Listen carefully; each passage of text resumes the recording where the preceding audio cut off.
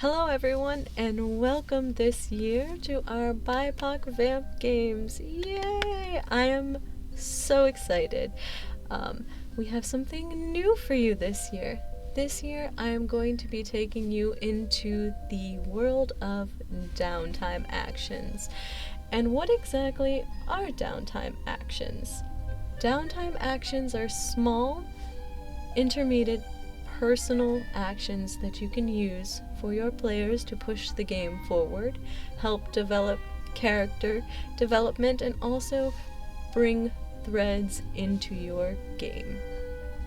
They're all personal actions that your players choose to do with their downtime. And I know we're all super excited, so let us jump into it.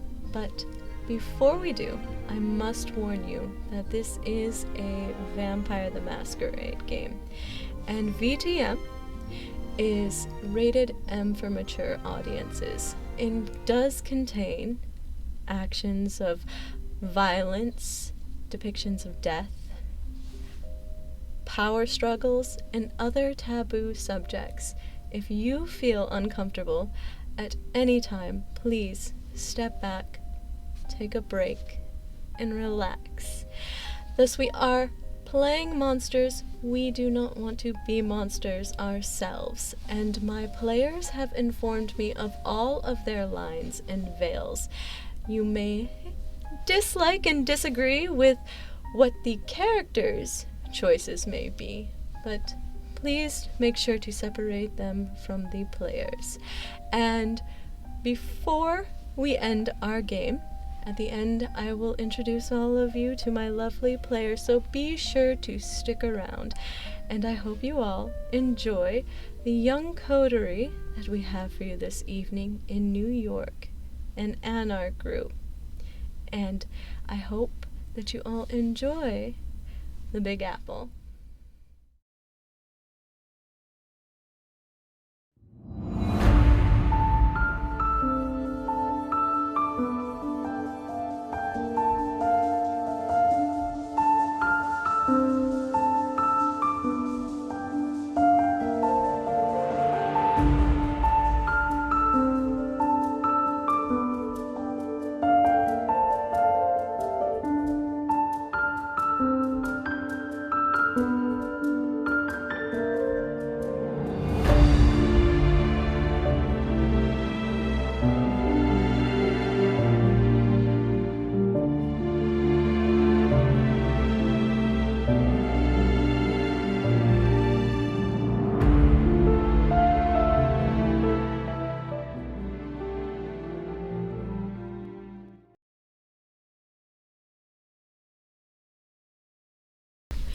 And welcome to our first downtime action of the evening.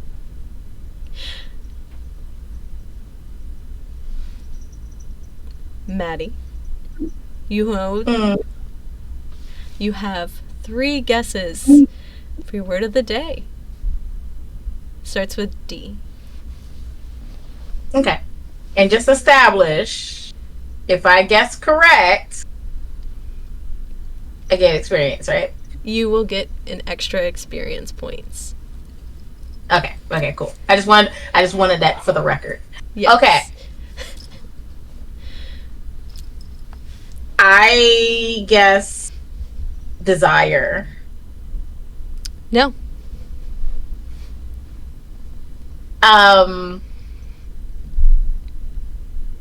I know this is wrong. Divine? No. But really close. Is it okay? Now, when you say close, hold on. You're in that direction. You keep going in that direction. Oh God, I know I'm gonna get it wrong then. Divinity. Ooh, no. No, unfortunately, you do not get the extra XP, but you will still get XP for playing. But that is not the word of the day. The word of the day is devotion. Devotion. I know. It was such a good one too. Devotion. It is the love and loyalty and enthusiasm for a person's activity or cause. His courage and devotion to his duty never wavered. Devotion for humans. This often embodies the deep commitment and love for one's ideals or causes, reflecting loyalty, passion, a willingness to sacrifice, or well-being of others. This intense emotional connection can inspire acts of kindness and bravery and humanity.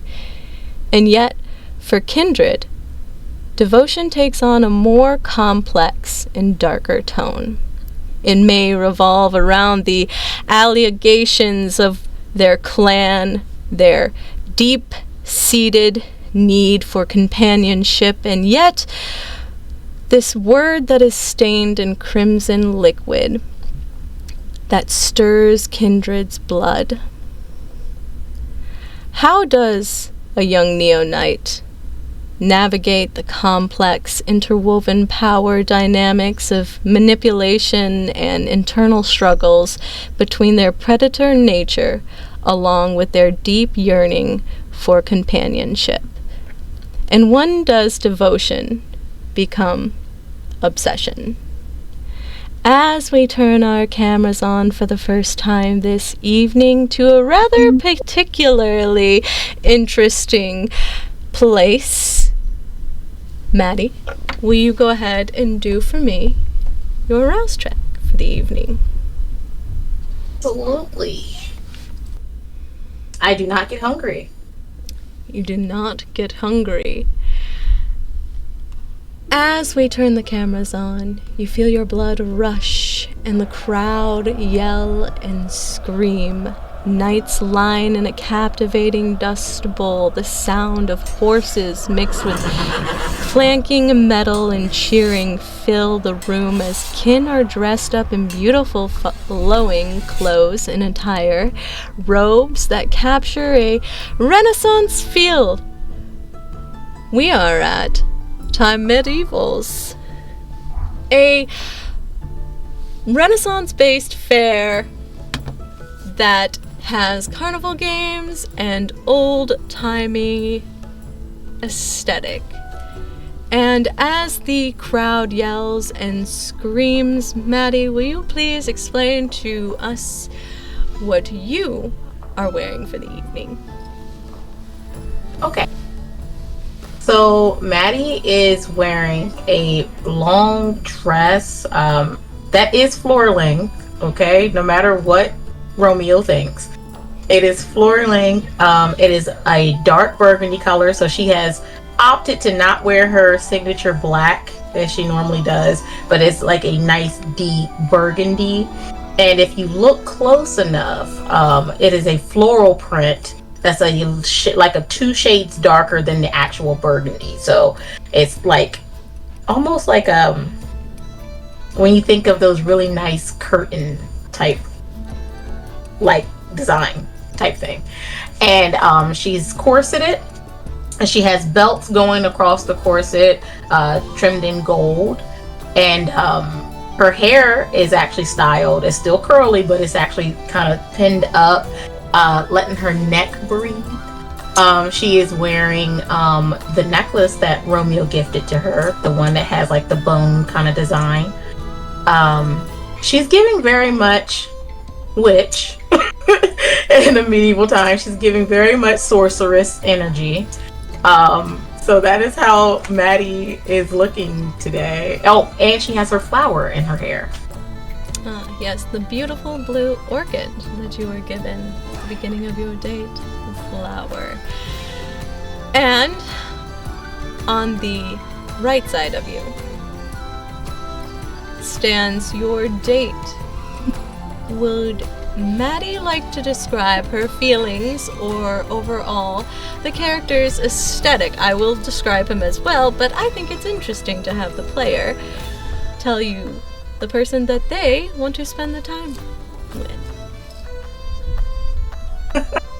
Okay, so when she kind of takes Romeo in, this really tall, to her, I swear he's like 7 foot tall, and I think he's like 6 foot or 6 something.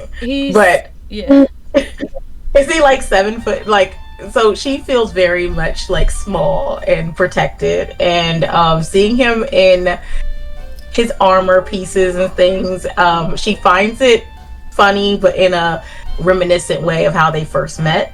So she's kind of like happy about it. Like, she's not embarrassed or anything like that. She's very much like, that's my Romeo. He has his blonde hair out, as he should, very much billowing in the wind, and she's really happy to be there. Really happy to be there.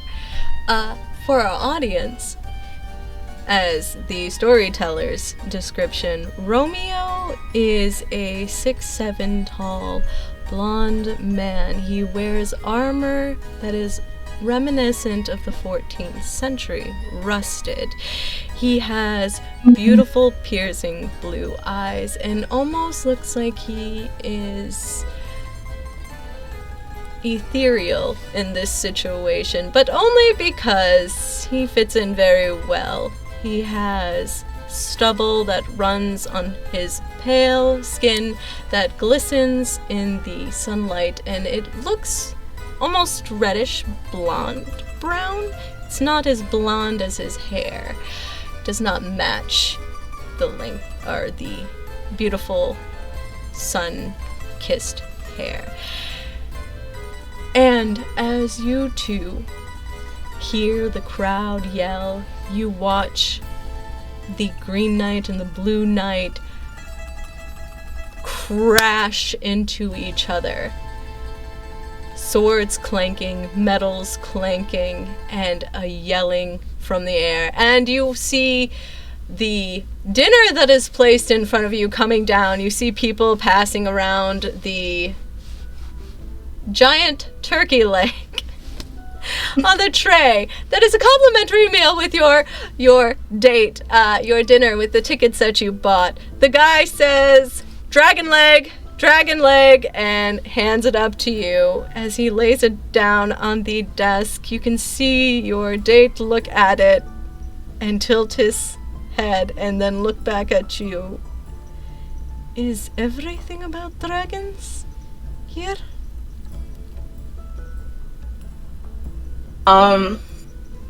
Yeah, pretty much. It's kind of like peak fantasy for us. Peak. Peak. Top of the mountain. Peak fantasy. It would be odd if everybody found out that those were real. Wait, what? Those are real. I didn't know that. No, you did not know that those were real? Yeah, what, fire breathing? Not my flying. kind. Not my kind. I mean, I am very much real as well. But yes, they do not fly. As everybody thinks they fly. Yeah, They like do not. fly, big, almost like dinosaur Serpentine. size. Yes, serpentine. Yes. I didn't know that. They are very much real. I have not You- actually run into one. Oh, that was my follow-up question. I was gonna ask if you see one and how did you survive? Because what? Did I see one and how did I survive? Well, I did a lot Yeah. of things back in the Hermes War. It was different in the Dark Ages, though. I do not think you want to get in the story of how I first came across a dragon. Yes, I do. Yes, I do. What? We can pack all this stuff up and go. We can have that discussion. I would really like to enjoy this. You paid money for these seats. Okay, we will circle back to that conversation because what? Most things are real, Maddie. Look at you and I. listen, I barely accepted that. But you gotta understand. Well, no, you're right. You're right. Look at you and I. You're right. Because we're in books too. Yes. Just like just like dragons and sirens and fairies and what I think that's what you all call them. They are not though. Okay. They're a lot more dangerous. Yes. Okay. We're here on a date. No Moala stuff right now. Okay. We're on a date. Yes. Oh, you're about to blow my mind. Anyway, what do you think so far? Do you think it's the blue knight? It's not our knight, but I think he's doing all right. He is doing all right. Yes, he is doing all right. I feel like he's not hitting hard enough. Is that part of this show? Well, you gotta keep in mind there is no blood. They're not gonna literally kill each other. It's theater. I know it's the theater thing that we talked about earlier. Make that in a note that they should probably actually hurt each other. It would be it would be more accurate. It would. It would. Their actors would be out to recover a lot longer. They cannot find other soldiers. Not many people sign up to do this for a profession like they used to. So it could be difficult to find people who, want to do it all the time. For entertainment. Fair enough. It is a taxing job. The armor is heavy. Everything that comes with it as well is tiring. Yeah. I think it's really admirable, really, the people that can do it. It's a skill set that it's a skill set, like, not everyone can do it. As you can see, not everyone is going to be great at it. So, I admire it. Fair enough. I would probably done it better, though. You watch as the... I'm sure. The Blue Knight crashes into the Black Knight and knocks the Black Knight off of the horse by the lance. As he does, the crowd comes to a cheer. Go ahead and make a wits and awareness. Absolutely. 3. What's with my 3s today? It's with your 3s. Your eyes swivel across the crowd. You hear the clanking of metal and screaming as it goes over the dust bowl and it settles. You see that same dad in the corner, like on the other side.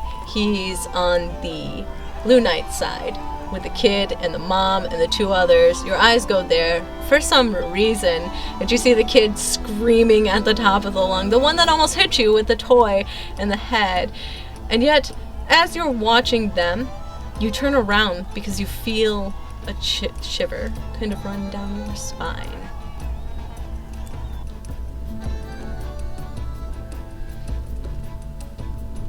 See it? Pardon? There's someone behind me? No. He looks behind you and you look behind as well, doing a double take. You just see the crowd. You see a woman, an older woman. She's got her mouth full of this dragon leg. Her hands greasy, and again, it looks like she's with a family as well.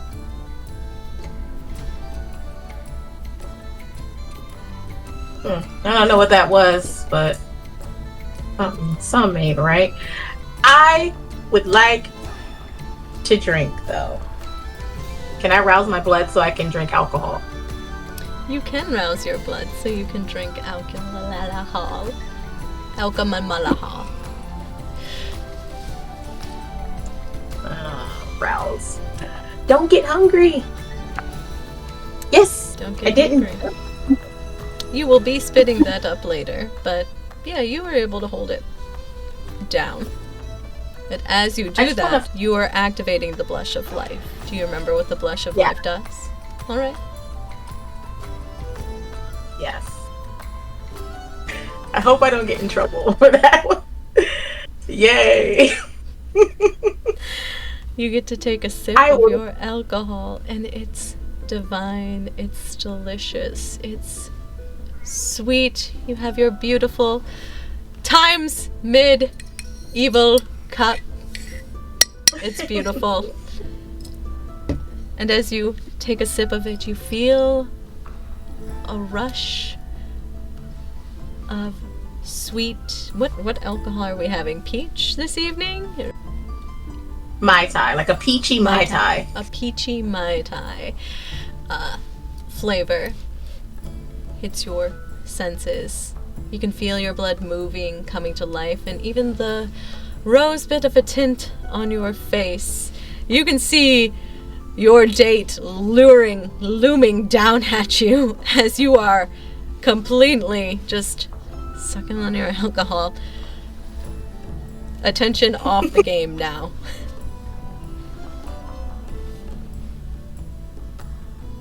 Are you alright? I am great. I am better than alright. I am... I'm having a good time. Oh my gosh. Did our night lose? Did I miss anything? Well, it looks like they might be shutting this down. No! You see that there's that weird jester from earlier. They want to let us in. Oh, with the horns? Yeah, what was that? He did that right in my face. Yeah, it's pretty disrespectful. You want me to go handle that guy?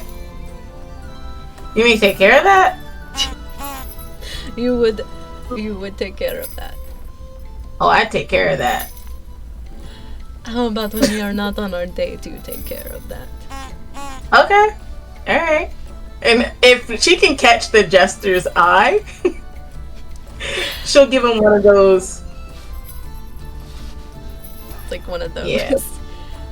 He doesn't really pay attention to you. You can see that it looks like they are rounding people up. And you see at the top of the pews where the king and the queen stands up, there is another actor that's up there talking to them. Looks like a knight. And the king stands up with his lovely crown. Everybody's eyes fall onto the attention of him.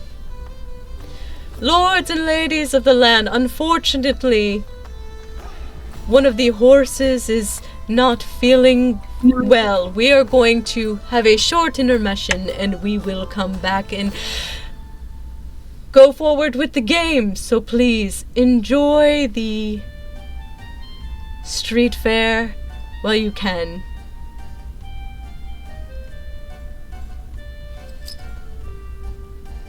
They better start it back up or I want a refund.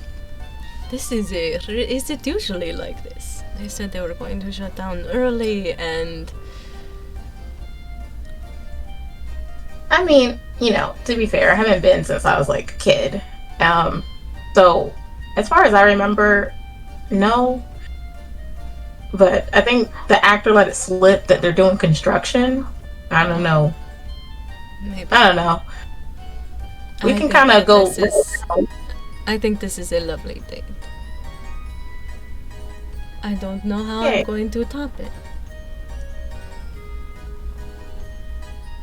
Listen, I'm easy. I mean, I know you, not in that way. Not in that way. I'm a lady, okay? I am a lady. But I'm easy. Like, I'm not, complicated. If you're there and I'm there and we're wherever we are, it's going to be a great date because we have fun together and we enjoy each other's company. We do. You make things a little bit easier. here. It is confusing, but I don't feel so lost with you around. You see crowds of people getting up slowly, people in your row as well getting up. Your guys' cold dragon leg on the tray in front of you still. He slowly stands up, and when he does, the sound of his armor is heavy. It has, again, a rusticness to it, as the age has weathered it. Again, he holds his arm out to you. He looks down at the turkey leg and just kind of like shakes his head as he kind of escorts you out of the arena area. Maddie's gonna like, when he shook his head at it, she's gonna just push it off the table. Just push it off the table. There's a clank as it falls to the floor. You can see one of the actors, as you guys turn around the corners, giving a look like, motherfucker. Obviously, I have to pick this now. As you turn around the corner of the artist alleyway, directed by the waves of people going around, you actually can see areas of construction. You see lines of rows. It looks like kind of in the bathroom area where it's a little bit more quiet, but they have like caution tape and like a sign that says "Do not enter," right? With a little like looks like a dragon holding the statue or the little sign. But you see a row of what looks like where you can buy stuff, games. There are kids screaming everywhere, parents sucking on their alcoholic beverages. You can see that dad in the corner as well with that other kid somewhere diving into the crowd, and Romeo looks down at you. What would you like to do at this point?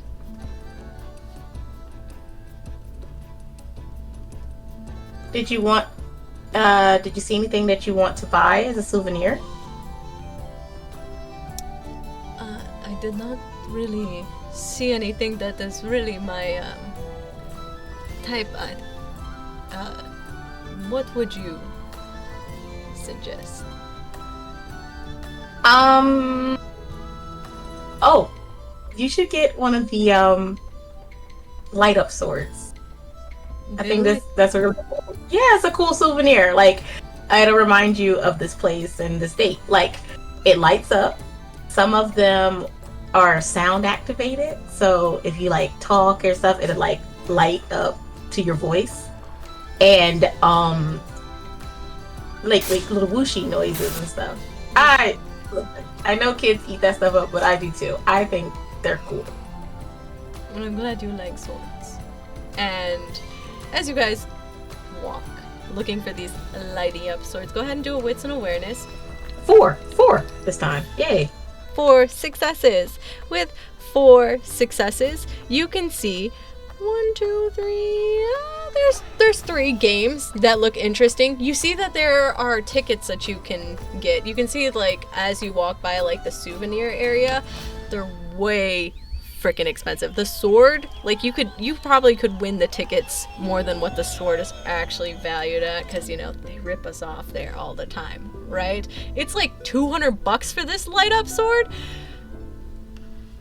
You may spend the money, or you may try to win some tickets for the light up sword. Dang it, I can't be the sugar mama with this today. I was about to flex on him, like, I got you, babe. I got you. Let's buy you that. You see an axe throwing game. You see like a weird little duck, like a pick your duck kind of game. And then you also see a little spear game, another same kind of like a shield spear game where you have to actually get it in the thing. Almost like darts with spears. Yes, darts with spears. Okay, I really want to do the duck one, but I also want to do the axe one. So let's start with the duck. Let's start with the duck. You line up and you go get ready for the duck game again. Pushing through the crowd. You're a little intoxicated at this point as well. That alcohol is taking effect. You're feeling kind of relaxed. Kind of relaxed. I mean, on edge. You can see the smiling and laughing, and as you approach the little duck game, the lady there looks absolutely frickin' miserable. You can see there are like kids screaming all around there, obviously, because if you pick a duck, you get to win a prize, right? In general. So she goes, "Welcome to times of medieval. Would you like thy chance to pick your luck at getting a duck?" Oh, I see what you did there. Yes. I'm sorry. That would be 3 pence, please.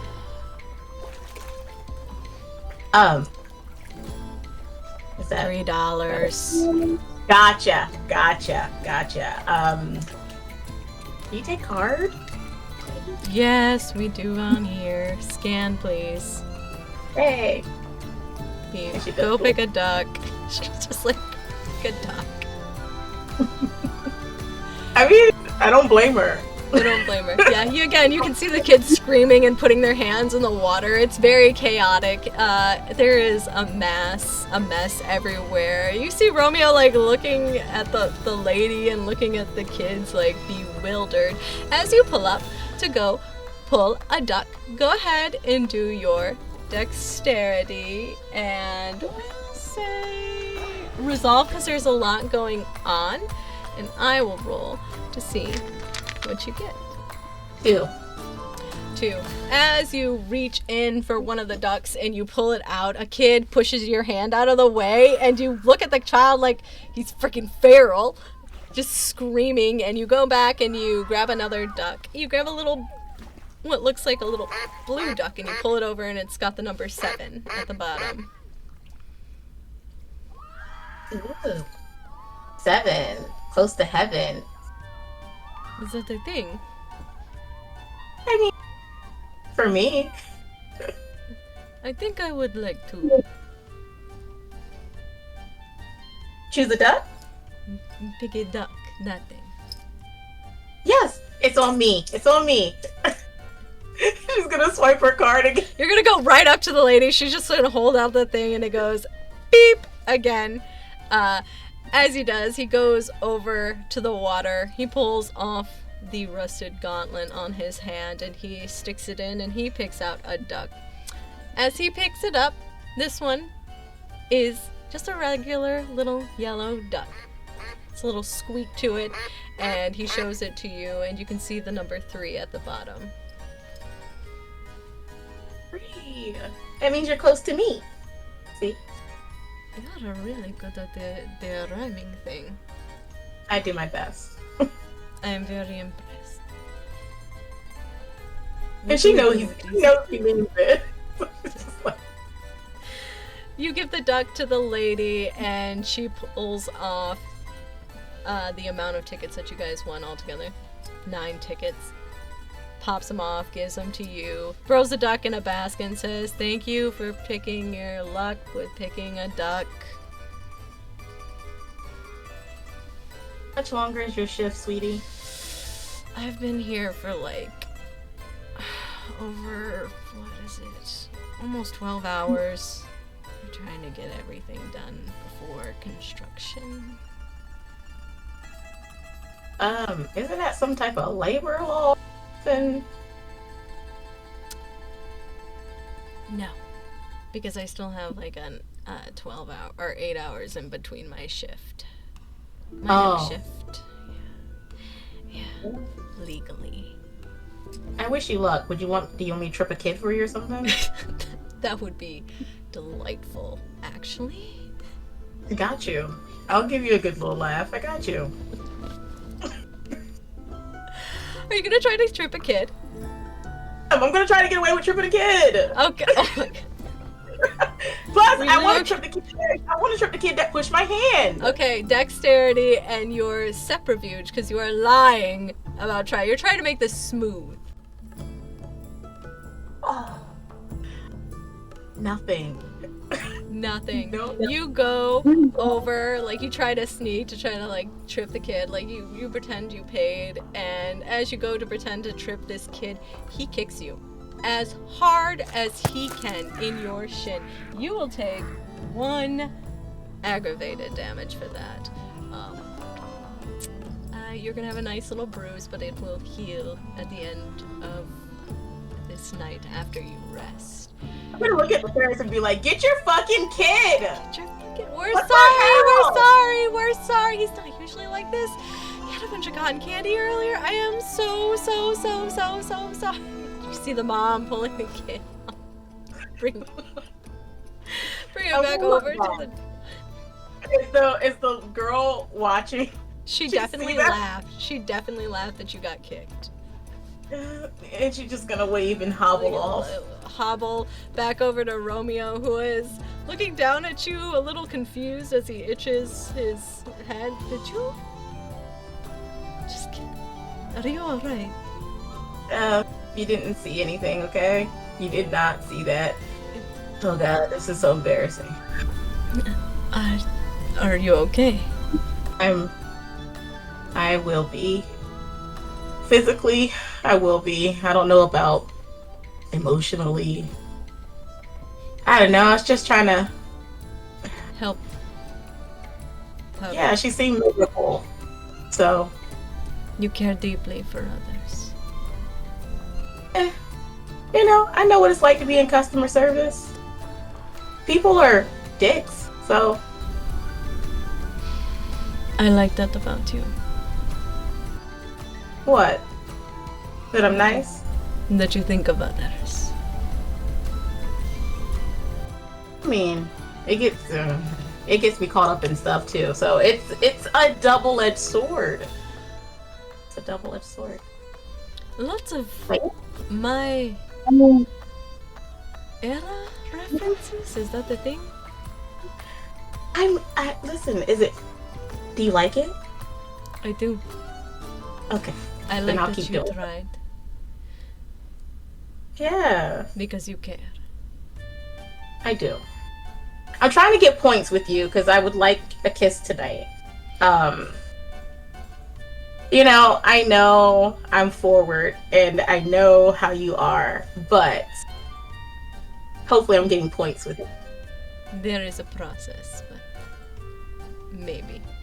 And he Come on. will walk you. Again, you guys move through this crowd. You can hear the children screaming, the parents yelling, the LARPers LARPing in the background. And as you do, you pull up again to the axe throwing thing. Would you like to try the axe throwing thing? But before you do, go ahead and do another wits and awareness. I didn't get nothing. Not jack diddly squat. You just hear Jack. lots of screaming, lots of yelling, lots of beautiful music, lots of fair food, lots of excitement, and a smell of blood, but that's from the lovely little orchid in your hair, you know.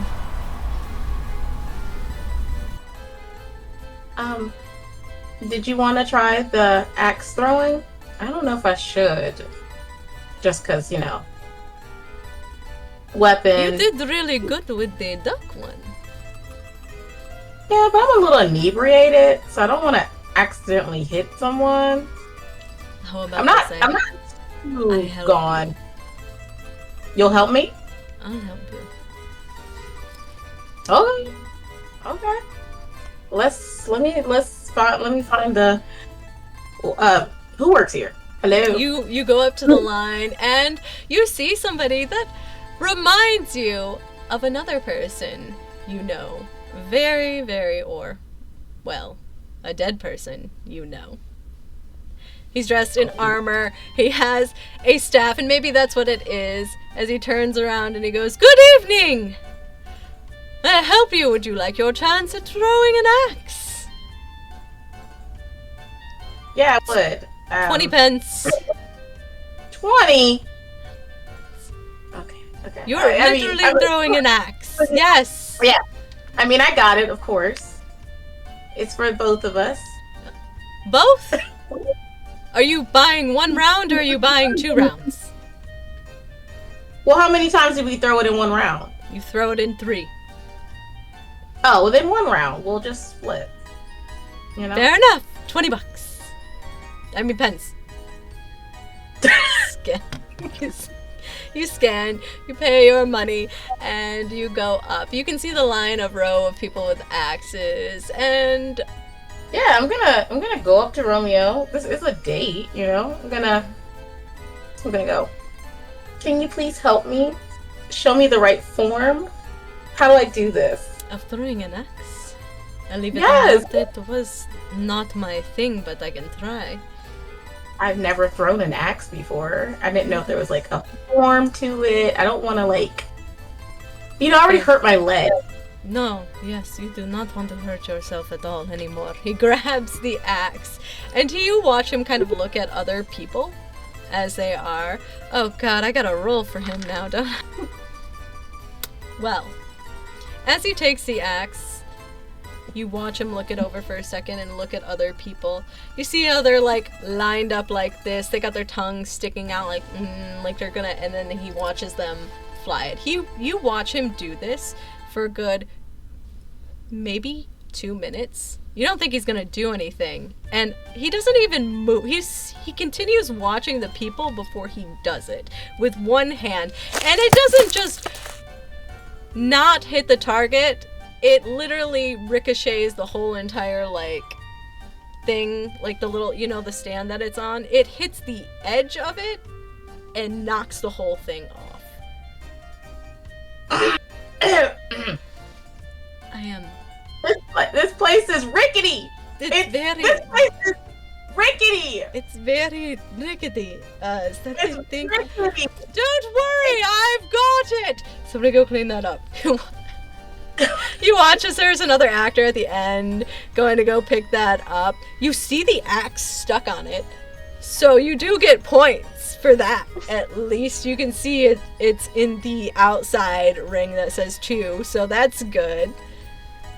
He has a look of weird, yeah, I did something right on his face. Maybe a little bit of confidence at that. You did great, babe. You did great. This is a good date. I'm enjoying myself. Would you like to try? Yeah, I do. I don't think I'm gonna do as well as you, though. And she just... It's nothing. So she's just gonna... Yay! It falls right in front of you, and you can see the people around. No one's really looking, but you can tell that the actors are like, oh, okay. Alright. That counts as you throwing one! Yeah, that's what I was doing! It was a good shot, my lady. Okay. Do you want to try it again? You know what? I don't know if my ego can take it. I can fix this if you would like. Wait. Fix what? Exactly. We have one more axe. Oh. Would you like me to do that, or would you like me to fix it my way? That's what I'm wondering about. I'm kind of curious, but you know what? How would you fix it? How would you fix it for me? Give me your thing that you used your money with. Okay. You watch as he goes up to the line. It takes a minute for him to go through, to cycle through. As you're sitting there, kind of like that, you see him wave at you, and he goes over to the guy, and it looks like he's talking about something. You see the phone kind of wave near it, but it doesn't take you long to see those slits in his eyes that are red and glow like a dragon. Oh, dominate. He says something, and this man's eyes glaze over as he pulls back the phone. Not Like, it's acting like it looked like it went through the scanner. And you see the guy hand him 3 more axes as he walks over with them and gives you back your phone. Thank you. Would you like to try again? I would. You take such good care of me. I try my best. Dexterity and melee 3 times now. Just 2. Just 2. Even with 2 successes, you hit on the outside of the target. Just a 1. Well, together you have 3 points so far. That's 3 tickets. So we got 7 in the first place, right? you got 9 at the first place. Oh, 9. Oh, 9. wow. Between picking the ducks. You picked a 7, remember? Yeah. Okay. Yay! Dexterity, or do you want him to do it? I want him to do one.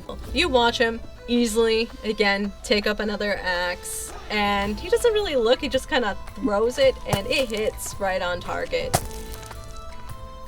You guys end up with 10 more tickets with that. Another wits and awareness for me. Okay, so 2 crits and 3 regular success. Ah, finally. Something interesting. Oh, God! Interesting. Amongst the screaming crowd and whatnot, your eyes glaze over, you're happy, you're excited, you're feeling calm, you're feeling relaxed. That feeling disappears soon. As you see over where that area's construction is, you see something crawling on the wall. It looks like maybe a small animal, and it kind of slowly moves back in behind a flag in that area. Is this thing 3-dimensional or shadowy? Oh, it's definitely 3-dimensional.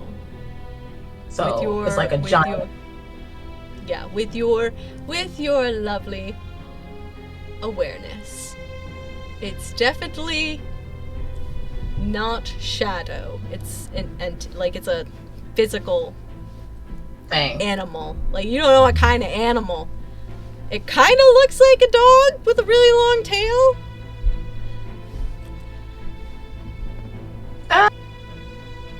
So she's gonna like kind of grab her tickets and stuff and like link arms with Romeo and just kind of pull him closer. You wouldn't happen to have like familiar or anything kind of animalistic crawling around here? Not since the dog. I have not been able to find him still.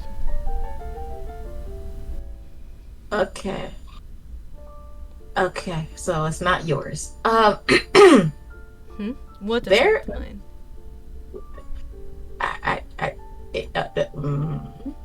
You know what?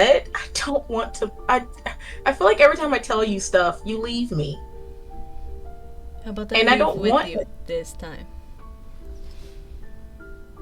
If there is something around, what kind of animal? From what Maddie could see, did it go away or is it there? Oh, it's definitely behind that giant flag, near that shadowy kind of area where the construction is, where that dragon statue or that dragon cutout figurine is. It says, "We'll be back soon." How close are we to it, though? Oh, how close are you guys to it? I mean, you have to go past the construction, so we would say maybe about 20 feet. I'm not sure, but there's some type of bitery thing behind the flag thing over there. It's huge. It's too big to be a regular size spider. So I thought maybe it was something of yours that you might have made, but I couldn't really tell. So I just wanted to make sure. I did not bring anything with me. Angel is back at the house, at the Haven, and I have not seen her in a week. And I have not been able to find... I think you called him Puppy, right? Oh, Puppy. I have not been able to find him. Yeah, me either. Well, with this thing, should we ignore it? Or should we...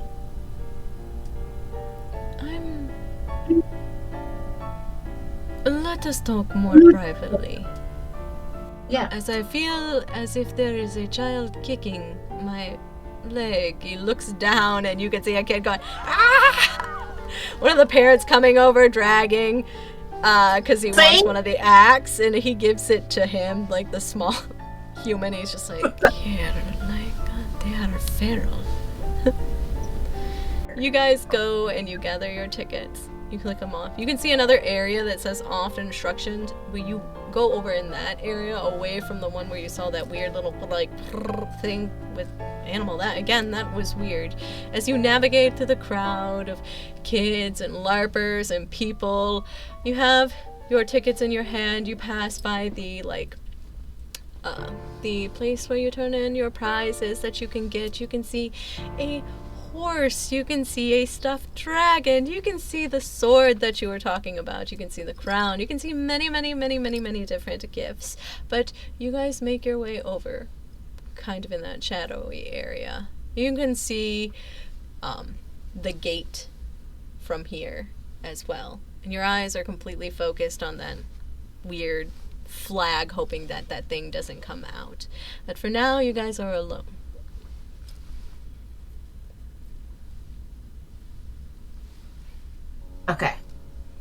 Okay, I'm pretty sure we're good. I'm gonna kind of make sure that thing doesn't come out, but would there be anyone else that could control or possibly make something like that in this area? If you're talking about another Schlitka, not that I have known. I thought I was the only one in the area. Would you know if there was another dragon? No, we do not sense each other. You don't? Okay. No. I don't know. I mean, unless we share blood with one another. We are alone. Well, as alone as we can be.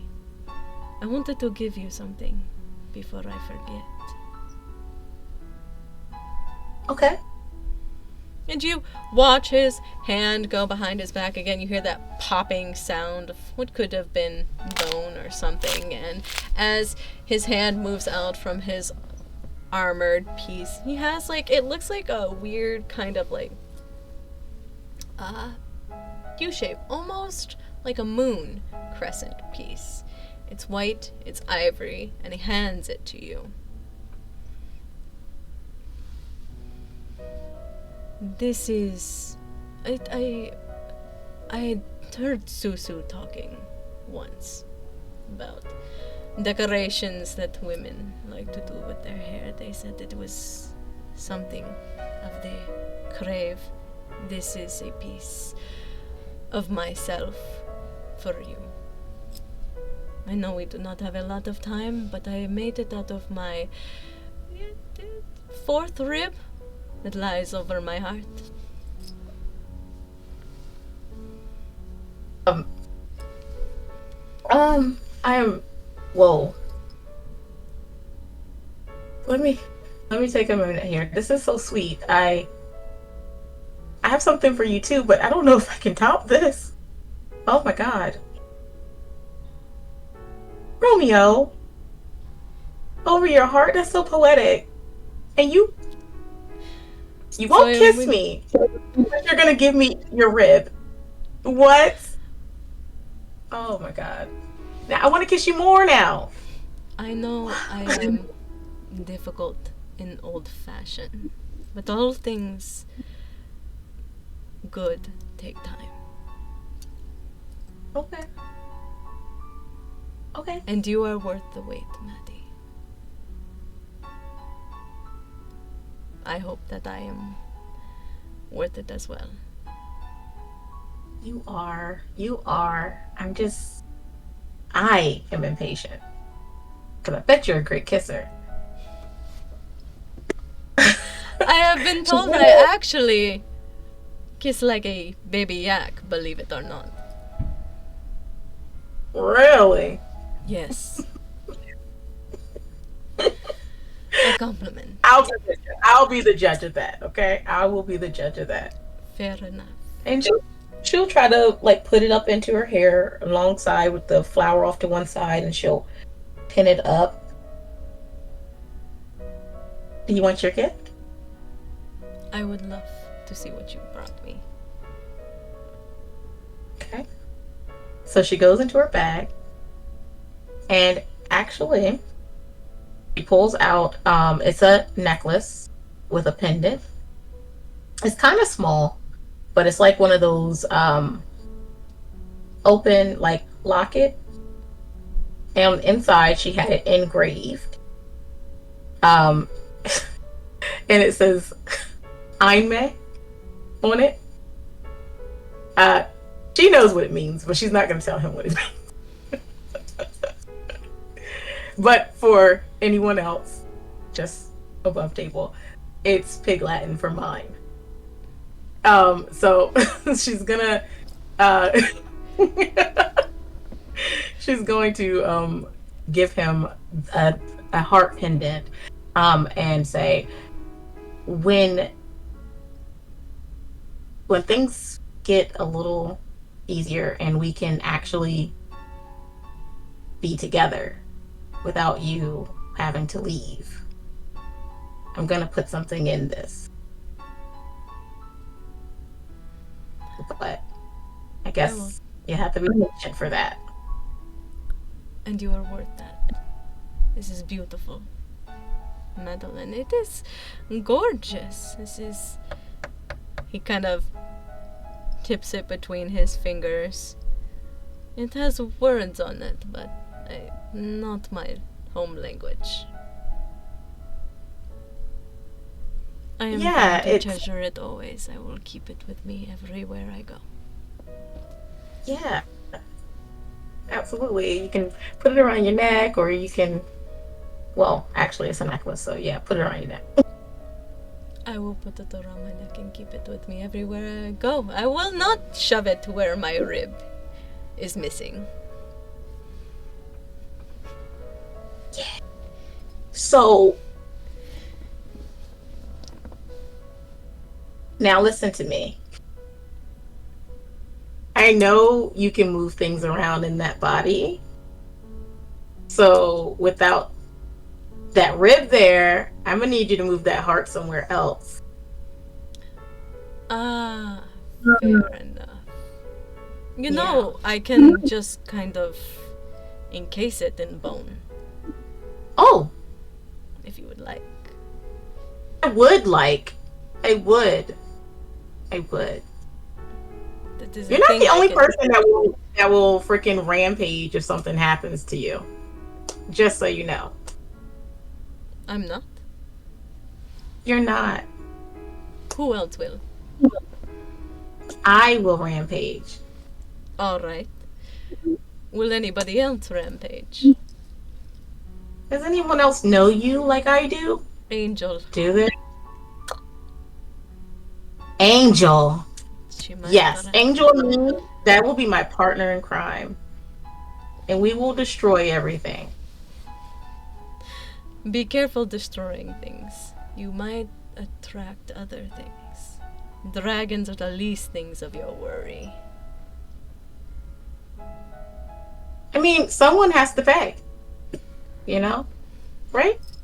I would not expect anything else, but if I find, you know, a dead body moving around, wandering the streets randomly, I will assume it is you rampaging.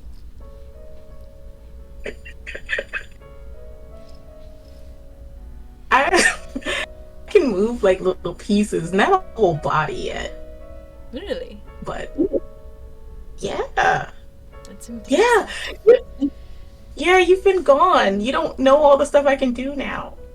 I know. When I have more time, we will talk. I am so sorry. I am gone. It was a misfortunate volunteering.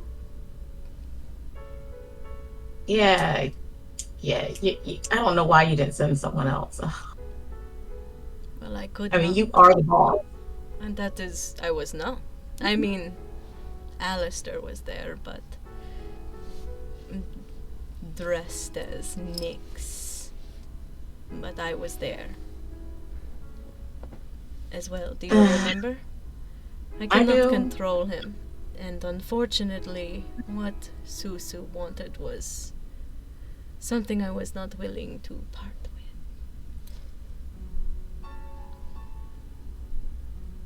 I mean, Susu's an ally. What could she want? Well, they are worried about, but her name is Edna, right? Edna and Dennis. That one. The Gengro, the other barons, right? Yeah. I am slowly getting into the political things. Not a lot. I would not think there would be this much with the anarchs, believe it or not, but Susu wanted the kindred whose 2 jobs were successful. She wanted the eldest to go, including someone from your group, to infiltrate and be the bone or bon. Do you know who the eldest is in your group? Oh man. It was.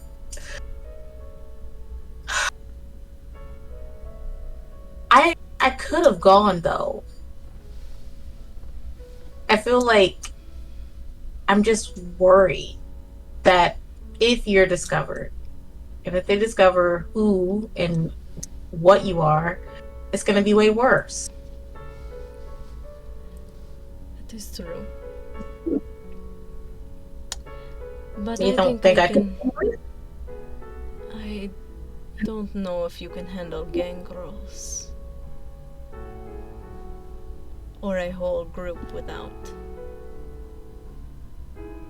You wanted a normal life, Matty. And that is what I promised you. And that is what I am trying to give you.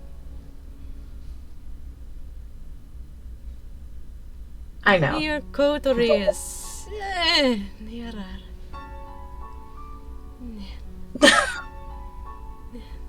They're family at this point. I mean, Are they?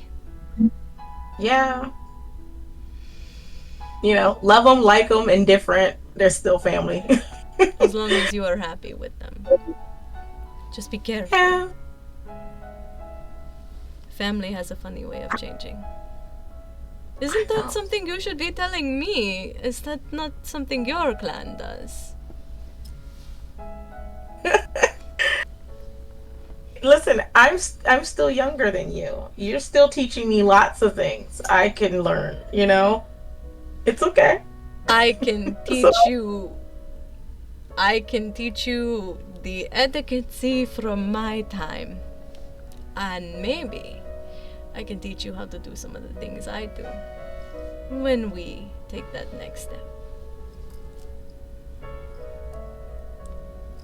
Yeah. Yeah. To think, though, that you're assuming something different when I say I want to kiss. Yeah. What do you think I'm asking you for? Us to share each other's flesh. You think The I'm just kiss? asking you?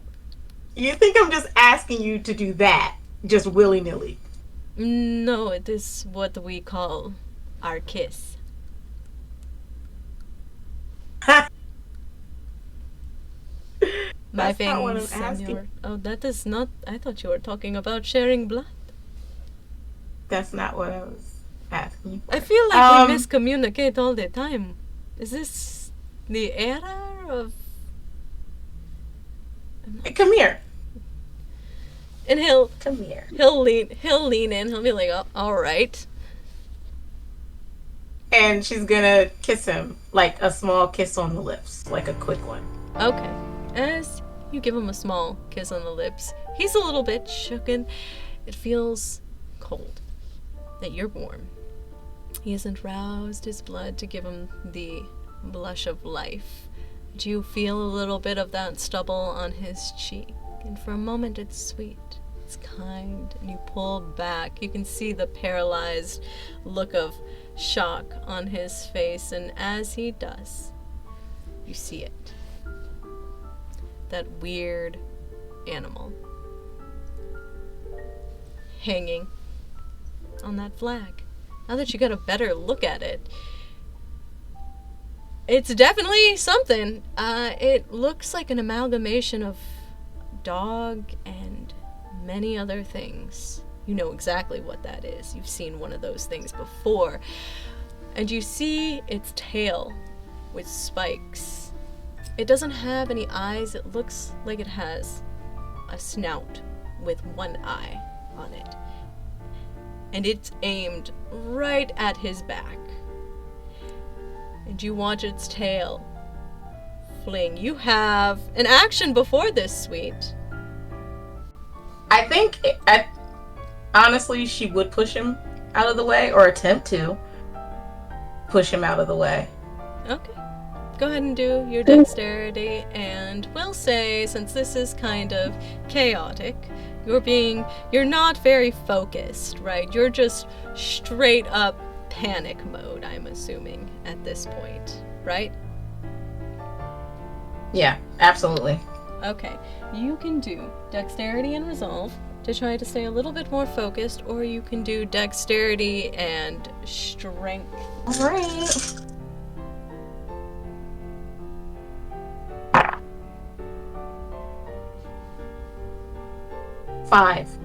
Five successes.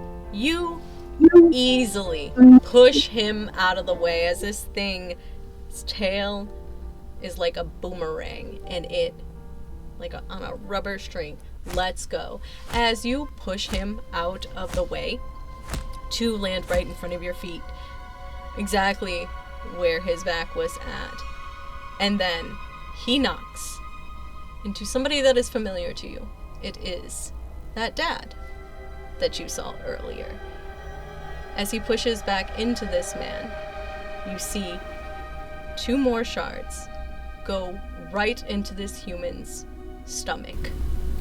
Fresh vitae spills into the air along with panic and scream. As he turns around and you look at the chaos that is now ensuing, this man gurgles out something as he holds onto his stomach, the child's hand with his mother, as he falls to the floor and the life begins to leave his eyes. Romeo looks back at you in panic.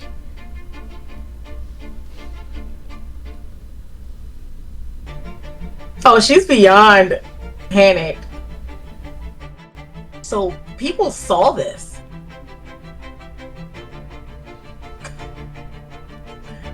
I'm just gonna grab Romeo and just run like as fast as we can. There's like nothing in this moment. If everyone saw it, we can't hide him. We can't do anything. So just get out of there. Get out of the... Yeah, dexterity and stamina as you are trying to get out of here. It's panicked again. There's mass chaos. You can hear people screaming, "There was a gunfire! There was a gunfire!" Nobody knows what it was, of course. 2 success. 2 successes. You definitely are getting pushed away from each other at one point. You lose grip of his hand again. People are screaming, they're pushing, kids are running, moms are panicking, dads are panicking, LARPers are panicking, everybody's panicking. They're trying to like move the crowds. carefully, but you lose grip of his hand at one point. As you're pushed out the front of the door, you can see his blonde hair and that creature that had shot at you again kind of skitter off behind another flag. As you're kind of corralled outside, you can hear the sounds of police sirens not that far in the distance. And as panic ensues, you try to push your way back in as fast as you can, but you see him coming out. Eventually he gets out, and he makes his way over to you. As he grabs your hand and brushes with you, you guys make your way to the car. You can now see the police lights. You can see people lining up in their cars, freaking out, panicking. And he looks at you and says, "Are you all right?" What was that? It was that it was. It's definitely.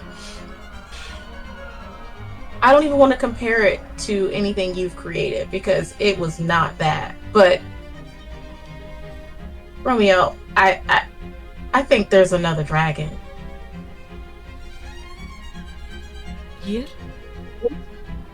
In New York? Yeah. I was told we were extinct, or we did not. The crazy thing is, it was laser focused on hitting you. So this other dragon has to know about you, right? Like, why would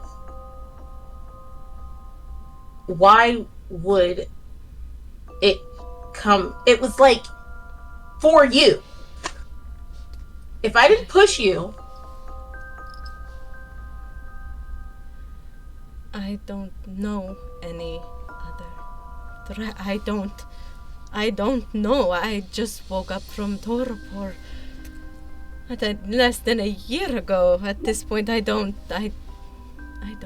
know, Madeline.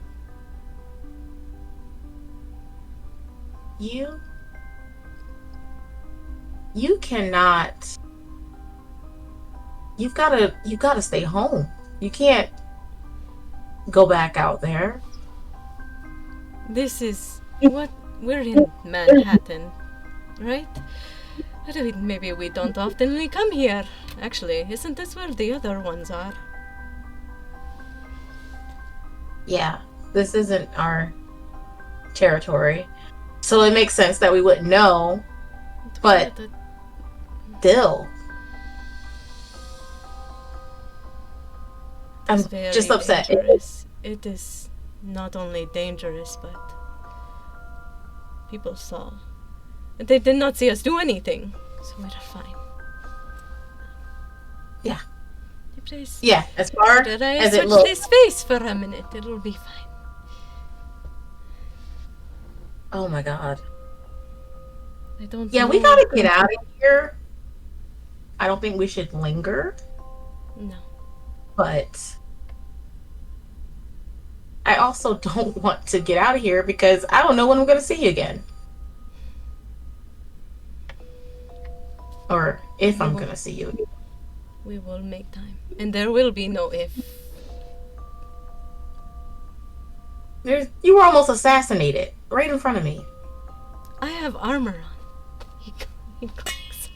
I don't know how sharp those... I don't know.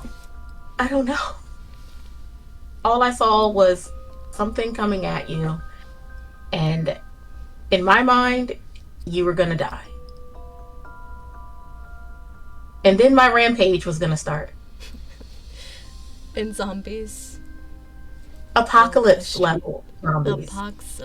Apocalypse. I would like to see that. I am not going anywhere, Madeline. Okay. I promise. He holds his hand out to you. She takes his hand It's warm. You can feel he arouses his blood. He rubs on your hand for a minute, and then you feel his fingers rush through your thick, curly locks. As he pulls you in, you feel lips press against your forehead. Not your lips, but on your forehead. It's still sweet. It's a moment painted in almost peace and bliss as there's chaos going outside. And as he pulls away, you can see the police, ambulance, everything pulling up, and you start the car.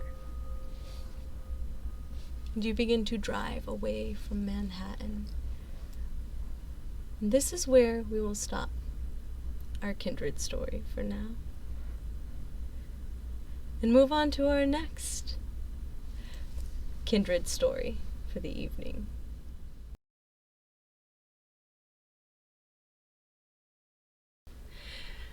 And here we are with our second kindred of the evening, our second coterie member of the evening, Otto Harvey. Would you get 3 guesses for the word of the day. Your word of the day starts with a P.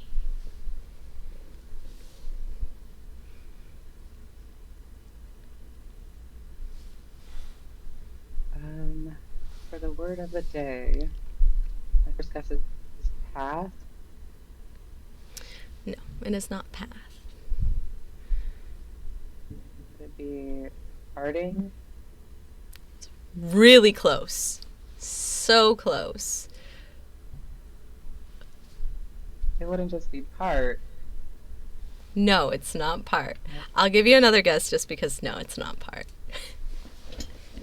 It's way longer than part. It's a very fancy thesaurus word, as Sweet likes to say.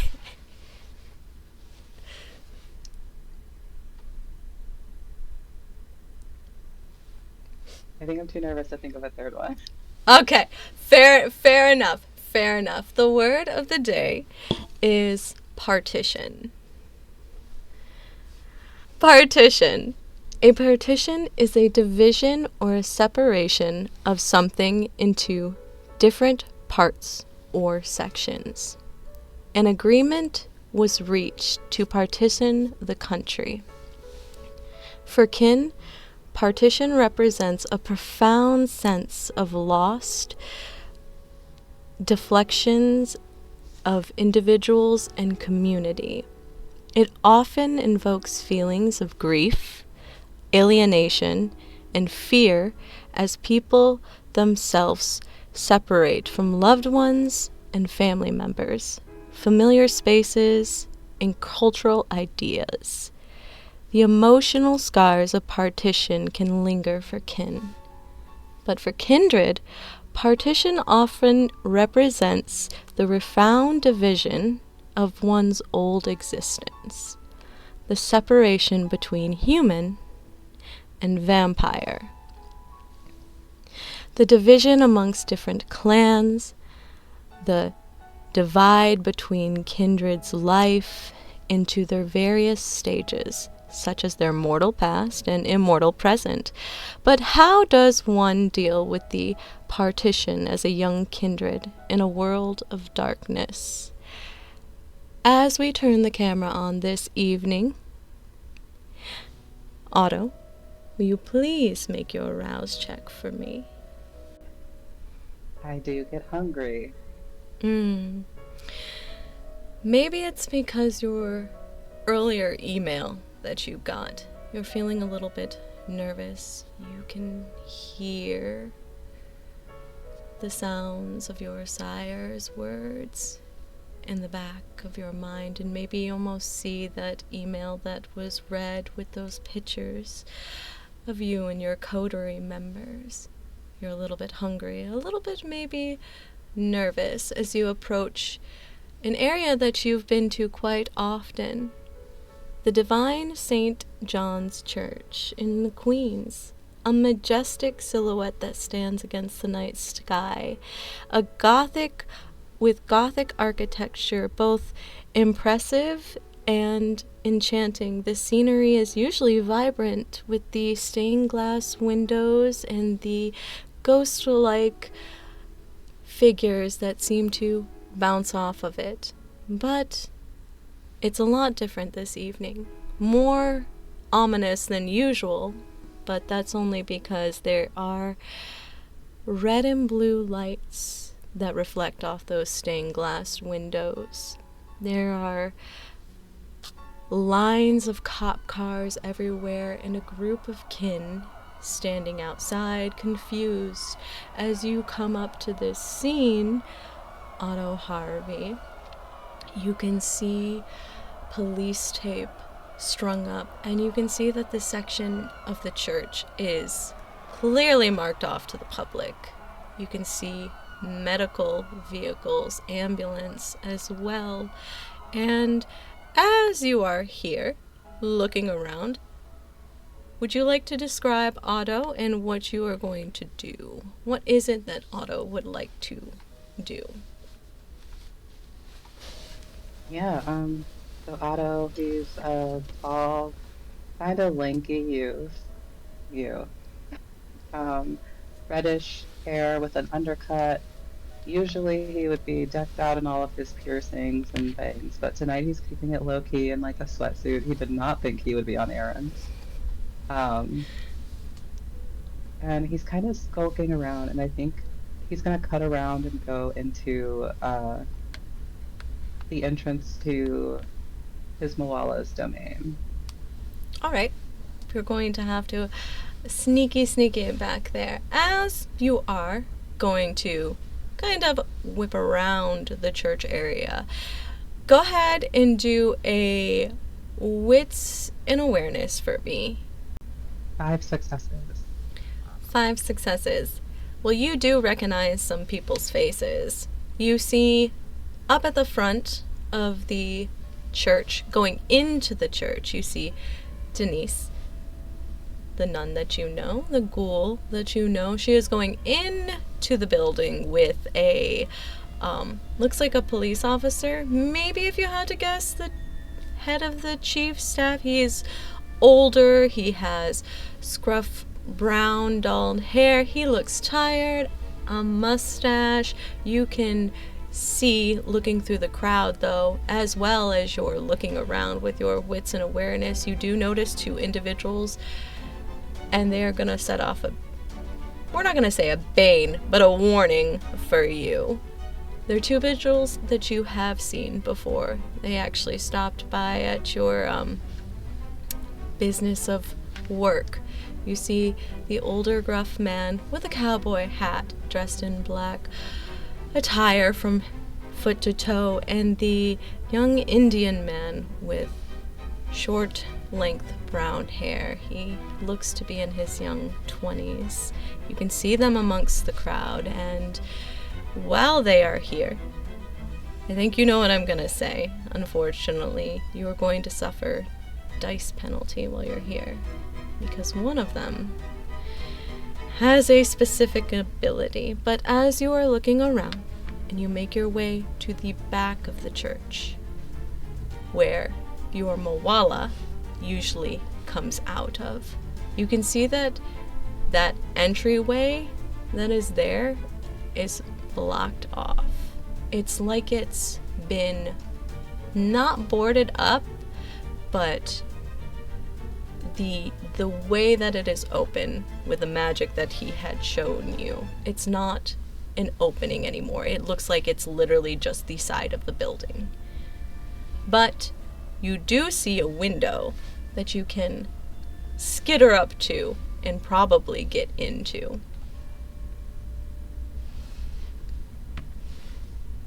I think I'll risk it. Risk it, yes. Alright, I would like you to do, for me, do you have any abilities? I'm pretty sure you have cat-like. Grace, yes. We can add that here. So I want you to go ahead and roll your Are you going to be sneaky while you do this, or are you going to be quick? I'm gonna try to be sneaky. Okay, so since you're trying to be sneaky, I want you to roll your resolve, your stamina, or not your resolve, your stealth, and your celerity pool that allows you to have your cat-like grace. 1 success and a beast. 1 success and a beast? Yeah. Well, maybe it's because you're panicked. Maybe it's because you're wanting to know what's going on. Your grandma called you. Your sire called you. As you are climbing up here, you can hear her in the back of your head. You're doing it wrong. Do it better. You're going to get caught. You compose yourself, though, as you make your way up this. It's like a pipe, a drain pipe. And as you make your way up, maybe because you're listening to her voice, you're not as graceful as you usually are with your footing. You grab onto part of the building and you pull yourself up. This is an old building, and you end up breaking some of the edging and the ledging. You catch on to the window, but you hear a large crash. You can hear people in the background now, or police officers making their way into this area. As they make their way over here, you know you're not going to be able to get back down or get out this way again. As they approach, what would you like to do? Just slip right on in there? Yeah, I think there's no other, like, ledge nearby to try to, like, crouch on. No. There's no other ledge, but you may always activate other abilities that you have. Yeah, I have Silence of Death, but they can still see me, so... They can definitely still see you. Would you like to activate your Silence of Death while you go? I was gonna say, I think I'll activate Silence of Death and slip into the window. Perfect. It's beautifully done. It's cracked open just a little bit. As you activate Silence of Death, you see their flashlights come around, and again, you're a good maybe 20 feet off the ground. Scaled really high, at least for a human, and you can see their flashlights and their muffled words fall behind you as you dip into the church. You're up at the top ledge. You're in the rafter area as you have snuck in. You can see the overall floor, and as you are looking around, you notice how dense the area is, how thick and melancholy it is. Because as you walk in, the first thing that you smell is blood. A lot of blood.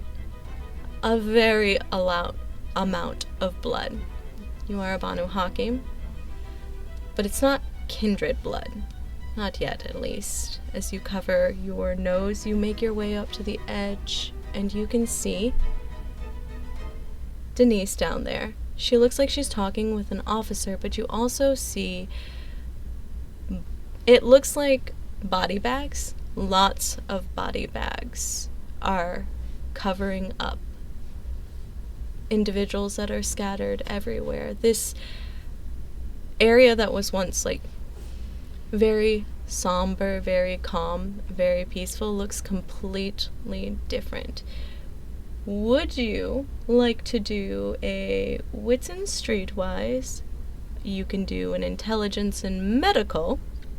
There are many things that you can do here as you have the high rise up in the rafter. What would you like to do at this moment? I'll do what's in streetwise. 3 successes. 3 successes. With your wits and streetwise, you see spray painting on the wall. Your eyes go directly towards that. You can see it looks like on one of the sides of the walls where a few officers are at, off into the corner, you can see it looks like a mural. It looks like a mural of what looks like a fire, just fire on top of a building. Is it like an ambiguous building, or would it be, does it have particular features that would give me a clue? So the building that it kind of looks like to you, we would say with your wits and your streetwise roll, it looks like could be in the Manhattan region, a really fancy building, but it definitely doesn't look like anything that you have here.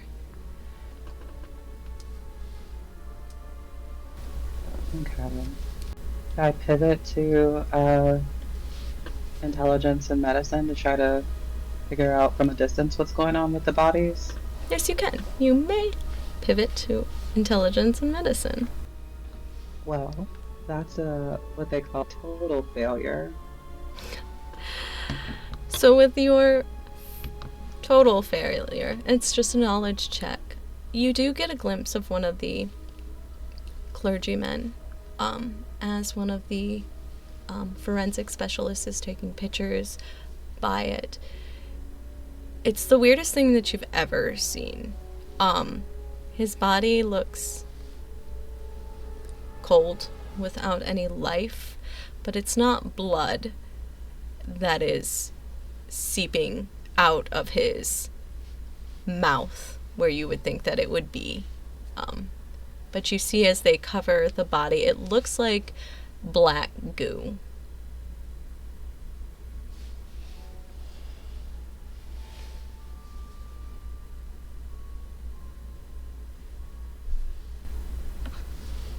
From where I'm standing,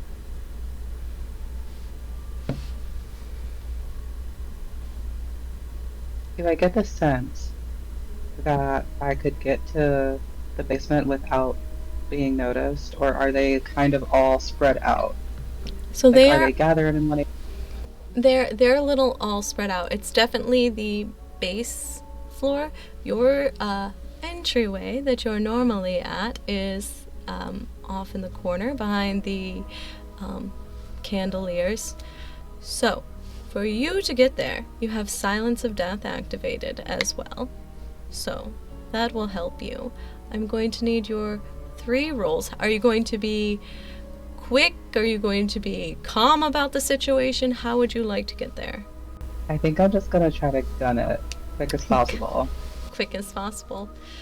So we'll say your dexterity, we'll say your stealth, and we'll say your celerity or your off-escape pool, because you have Silence of Death activated. So those 3 pools. Do you have any advantages with this? Not unless it counts as parkour to jump down from the rafters. We can say it counts as parkour. I mean, you're gonna be ninja silent about it, right? Yeah, for sure. Definitely. 3, 4, and 3 with a beast. So, 10 total. 10 total. Well, as you start off fabulous, you don't even care. Your Silence of Death is activated. You make your way around the rafters, looping once, looping twice, watching them. Watching the kin like a predator that is going to gun it, we'll say. You find an opening in the back where the altar is at, and you grab onto the back of the railing there, and you slide yourself down. You hit the bottom of the floor, but it's silent. It's perfect. You've done this before. And you make your way around the edge, keeping yourself as low as you can between the seating, the benching, and you look around. As you're walking around, you quickly skitter on past a few of the bodies that you see on the floor. Again, you notice they're covered up, and you can see this black goo that is coming out of them, but you're staying focused. And as you make a bank around it, you can hear her in your mind again, and you nick just ever so slightly, one of those candelabras. It makes a small sound as it rocks back and forth, and you can see all eyes go onto it, and you dip into the shadows and you wait. You notice Denise says something to the officer, the man that is standing there, asking and questioning the older man that is standing there, and people look back towards her. You quickly make your way over to those beautiful framed pictures, and you're there. For a moment you think you can almost, if you were a kin, feel your heart racing 1,000,000 miles an hour. I'll wait for my moment, and if the moment is now, I'll just slip into the painting. You slip in, you dive in, and you can see those long, dark stairways that lead you down to the catacombs of this church, the density, and you're fast about it. You've got yourself trained on making your way down here, and as you quickly put your hand on top of the cold wall, you can feel it helping guide you. You make your way down those long dark stairways. You've counted them 1,000,000 times. You've seen him 1,000,000 times. You count 52, and as you hit the bottom of the stairwell, you stop for a moment again. I'm gonna need another rouse check for you. I do get hungry. You can hear your sire's voice in the back of your throat.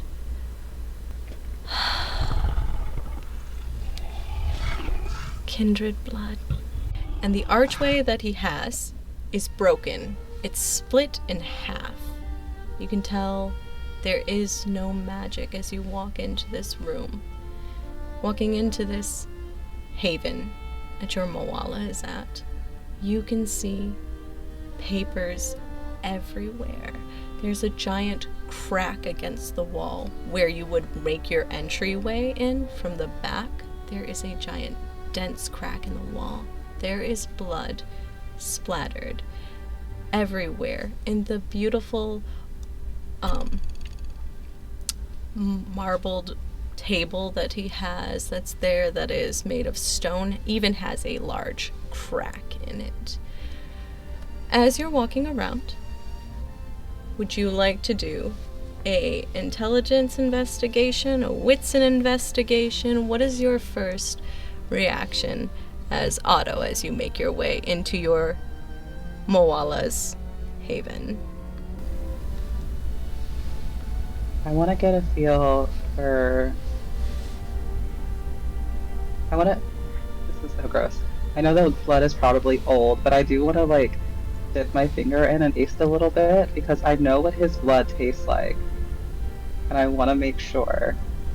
Put your finger and you drag it along the floor, just a little bit, in the dirt and the mud. You press it to your lips and you lick it slightly. As you do, I am going to need an occult check. We'll say intelligence and occult check. 1 success. 1 success.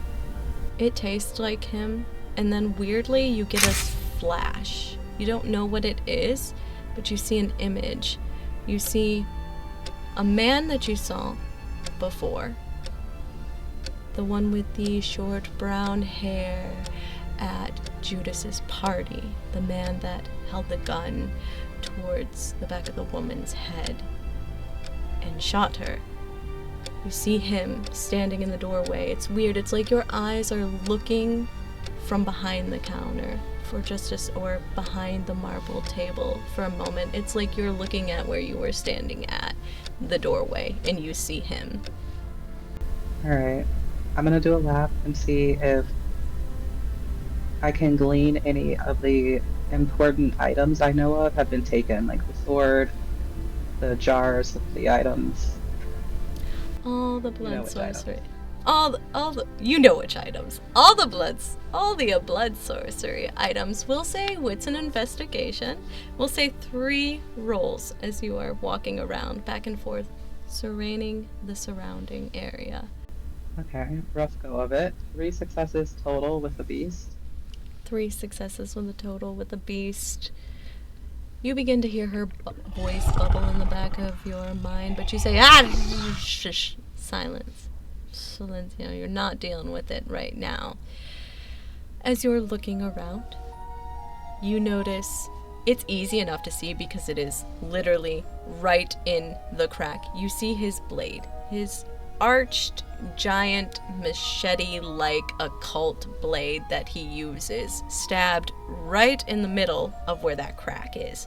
It's peering out. That's the first thing that you notice. The second thing that you notice is there are 5 pictures that are all spray painted on the walls. There are weird symbols of skulls and suns everywhere, but one of the pictures makes you pause for a second. It looks like it is like a skeleton resting in blue flowers. That one is the only one that kind of gives off a weird feeling to you, maybe a weird vibe. But a lot of them do represent stuff that you have seen of this group before.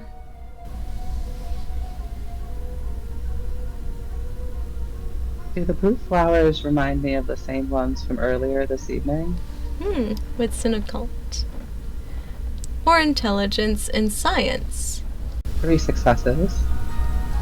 They kinda, maybe you do. I mean, they're little, they're blue flowers. You're not a floral expert, but, blue flowers, you saw blue flowers. Maybe they're the same blue flowers? So, there is no way for me to leave unless I walk out, the front door, basically, at this point. Mm-hmm.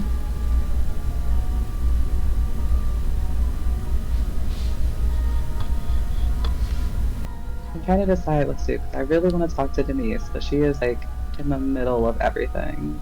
I will say go ahead and we'll do another investigation roll to see if you can find anything else besides his blade that is sticking out. We'll say 3 more rolls of investigation. Your wits, whichever one is higher, your intelligence or your wits in investigation. Definitely the wits. 7 successes. 7 successes. Way better this time. You're walking around. You're a little disheveled. You look at the blade that's sticking out of the stone. Arched blade. Are you going to leave that here? I don't want to, but if I take it upstairs, I feel like it's going to be a beacon to the people I really don't want to talk to. You can always hide it. Think on it. Yeah, you can pause and think on it. And I think he will take it. It's easy enough for you to pull out. You put your hand on it and you pull it. It's a massive blade.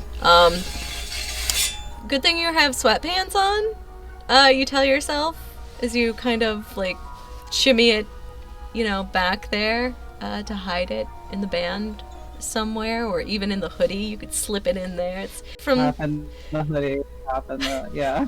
It's fine. It's fine. You hold your hood there. It's fine. It'll work out. You tell yourself. But not only do you notice that as you're ricocheting, trying to pull it out, you almost trip because you feel a stone move on the floor. You look down and you can press on it and you see that it's an open small little hatch, a cavern. Definitely moving that rock and seeing if I can see what's down there. You move the rock easy enough. You move the stone out of the way and you put your hand inside. As you dig inside, because it's not big enough for you to fully get in, but you can feel some things in there.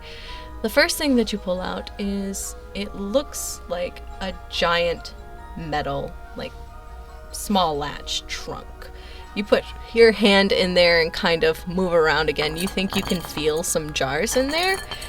You grab one. The other one kind of knocks and rolls away, but you pull out a jar. And this jar looks like it has like blood in it. It's like yay big. It's not that big, but it looks like it has like blood in it. It's weird. You put that off to the side, and you have like, it looks like a small little like a treasure trove. If I try to open it, is it locked? It is definitely locked, but you may always try to break into things. Yeah, I mean, he's not here, so I'll be a little careful and try to just see if I can shimmy it open. It's like not the most pressing matter, but I'm Mosey. Yeah, I'm just a baby. So we'll say you're. Well, and he also. Sorry, I was just gonna say he also has a feeling he knows what's in here, and he kind of wants to take it with him. So. Fair enough. Fair enough. As you looking it over, you're going to be a little bit more gentle with it, we'll say. So I need your larceny roll. I need 3 rolls of your larceny, and I'm going to need your resolve. We have 4 successes and 2 beasts. Oh yeah, she's very noisy today, but very. She wants blood. She wants you to taste more of this elder's blood. She wants you to take it in, but there's nothing to take in, so you're telling her to shut the French toast up as you take his blade and you kind of wiggle it into the hatch a little bit. It doesn't open, like, it doesn't unlock, but you're able to put it between the cracks and pop it just enough open for you to get your hand inside.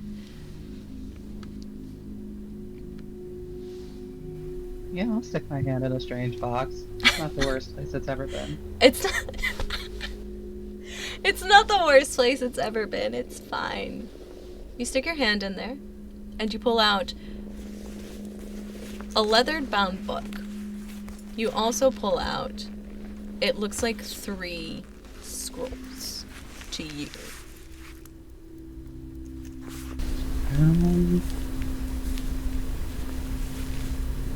I'm definitely gonna try to look and see if I can read the scrolls and see what that's about. Okay. We'll say your intelligence and academics. That is 1 success. Well, you don't know what the ingredients are, but you can definitely read them. As you look these over, these look like rituals. Maybe rituals? Your Moala's not here, so maybe. One of them says, Dance of the 4 Winds on it. Another one says, Dampen the Fear. And another one says, the last one says, something insect for you. You can't exactly get it, but you can read it well enough to kind of see that these are rituals.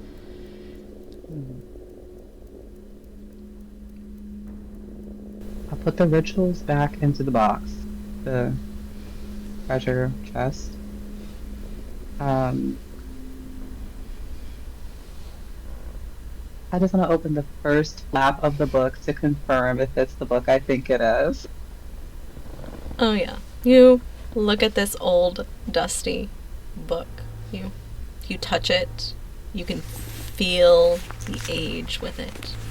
You flip open the first page, and you see it. It says, the Book of Nod. You quickly close it and shut it. Yeah. I'm going to put that back too. And I'm going to close the chest. Take the knife out. It clamps and shuts again. Is there enough debris around the room where if I put the chest back and then put more stuff in front of it, that I feel like even if someone found it, it would be like harder to get to down there? Because I know the one jar rolled out of reach. Mm-hmm. Could I just like shove it down in there? Oh yeah.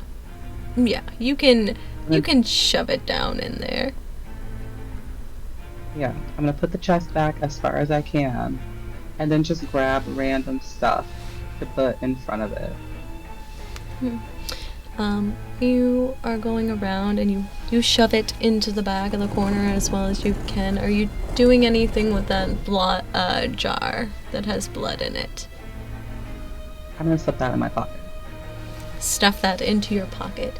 You stuff that into your pocket, and as you stuff it into your pocket, you shove this wonderful little treasure trove, this case, this metal case, back into the hole that it came from.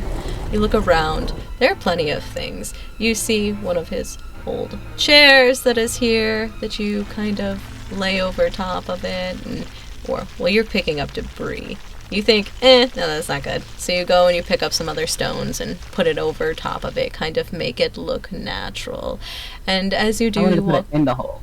You want to put it in the hole? Fair enough. Yes, random stuff in the hole, and then close it and try to cover it again. Fair Like enough. I'm trying to. Hide it as much as you can. Got it. You're shoving everything in this little hole. You're putting, you even see one of his shirts that says I Heart New York that you bought it. Do you want to shove that in there as well? No, I'm gonna take it with me, because what if he needs it? He's alive. He's alive. I need it. Fair. You keep that, but you shove a few other pieces of like wood and other things that are here splintered. You break one of the pieces of the chair and you shove it in and with the rocks, and it's filled to the brim, and you shove that other rock on top of it and you wiggle it down, securing it very well. We'll say you take that I Heart New York shirt and you wrap it around that blade and shove it in there just to make it a little bit more cushion. A little bit. After I settle that, I'll make my way back up the stairs, but I want to just listen at the painting for a second to see if I can get a sense for if there's any less people in yet. The environment. Alright. You make your way back up to the stairs. As you make your way up to the stairway, crawling up the long, tedious stairs, counting them each one after another. 39, 40, 41, 42, and you reach the top. You lean your head against the painting, and we'll say, I want a wits and streetwise. Know you're a very witty individual. That's only one success. One success. It feels like a lot of the muffling is gone, from what you can tell. Still using Silence of Death.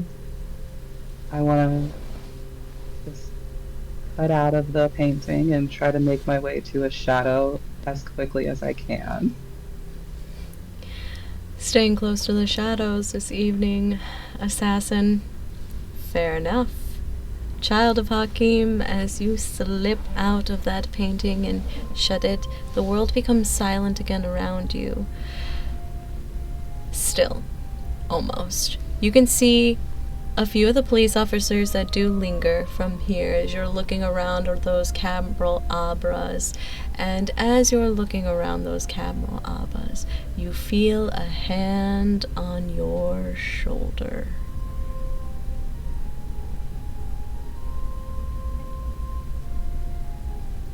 And you hear a voice that I you've remain not- cool. calm and collective, one that you've not heard before. What are you doing here?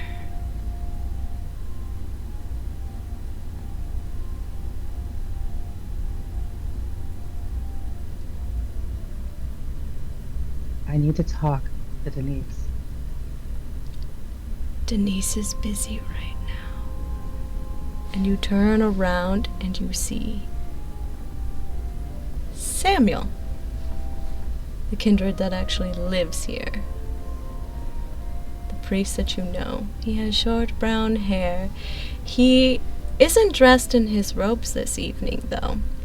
And weirdly, he has, it looks like a mask that someone would wear from COVID on. We'll say wits and insight on him. 2 successes? He looks really tired to you, very exhausted, but that's all you can get on him.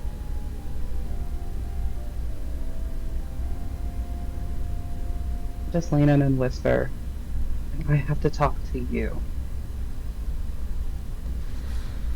Alright. Follow me in the back real quick. I have this way. And you follow him. He brings you to what looks like one of those confessional boxes, and as you go in one side, he goes in the other side, and you two are alone for a moment. You can't see his face, but he is there.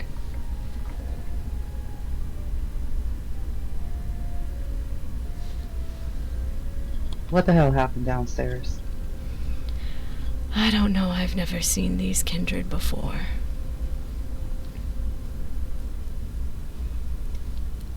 All I know is that when they came in, it was a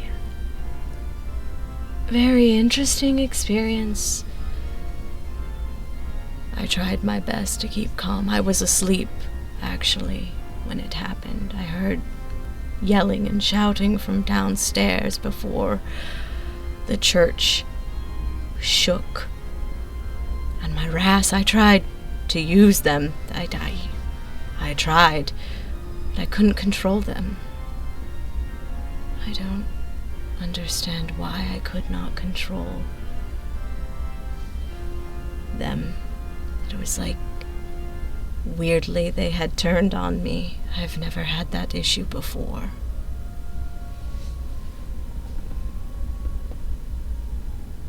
You're telling me that you have 1,000 ghosts in that ceiling, and not one of them warned you beforehand?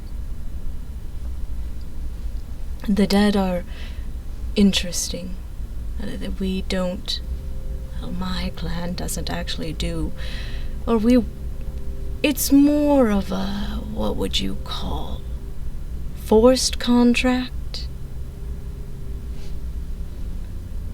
But I've never had a trouble keeping the contract.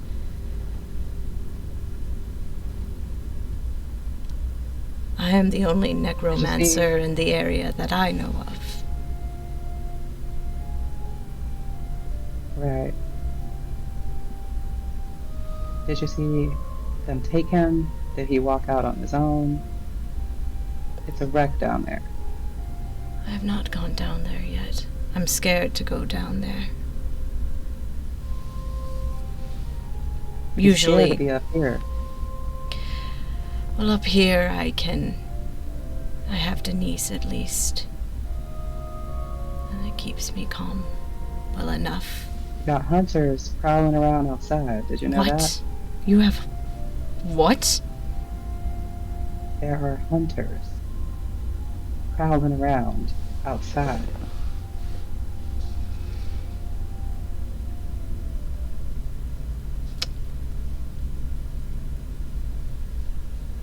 The Dark Father is testing my patience this evening, and I'm going to have to move. Are they Yeah. And destroy everything that is down there? They cannot find it. No, they can't. Which is why I was trying to figure out what the fuck happened. I went out this evening. I was asleep. I sent Denise out to drop off a package, actually, to you, and pick up something for me to eat. I have a particular feeding habit, and that's when I was awoken. There was a violent shaking. I remember going out. That all happened tonight. No. No, I sent Denise In out. Mexico? Hmm? Why has the church been closed for 2 nights? because the police are here. They're investigating the effects of... Well, have you ever seen, what is that movie that you all watch? With the Exorcist movie? Yeah, I've seen it. A friend of mine likes those. Do you know what happens when a wrath tries to take over a human's body? A ghost. I assume nasty things. Very nasty things. What's out there?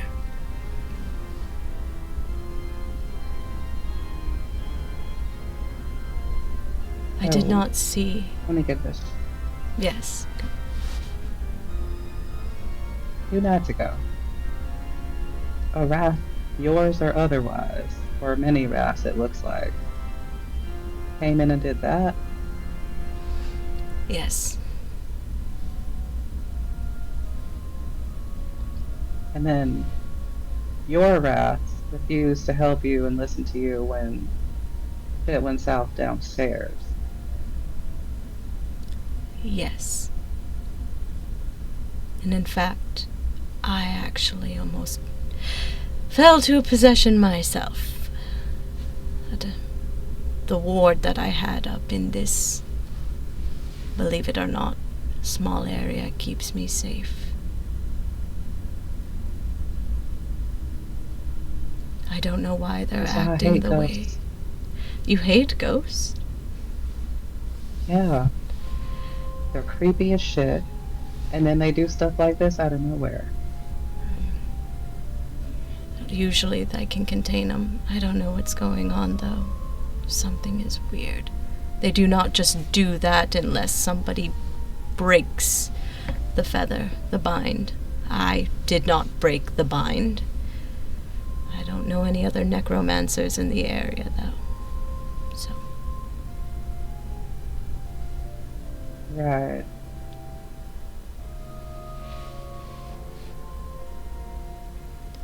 As for the Banu Hakim, I've not gone down there. I was busy dealing with what was going on here. I did see something odd, though. Out of the corner of my eye,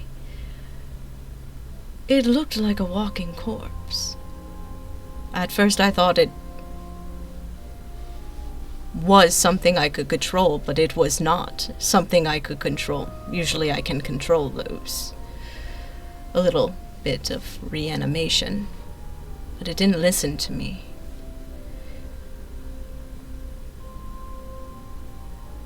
This is gonna sound weird, but was it wearing a top hat?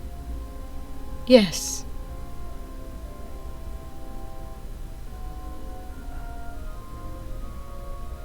Alright,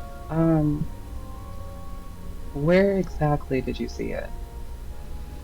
It came out by the paintings, along with another man I saw. Barely, he had brown hair. At that point, I was overwhelmed, and there was fire. He could hold actual fire. I thought he was a hunter.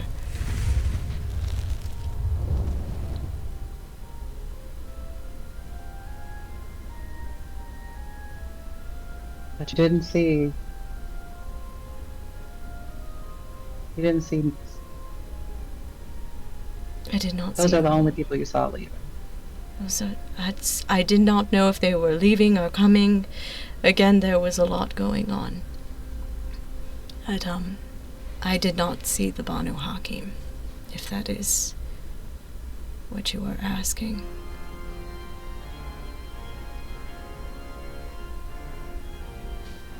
Alright, I think that's probably a good thing. That means,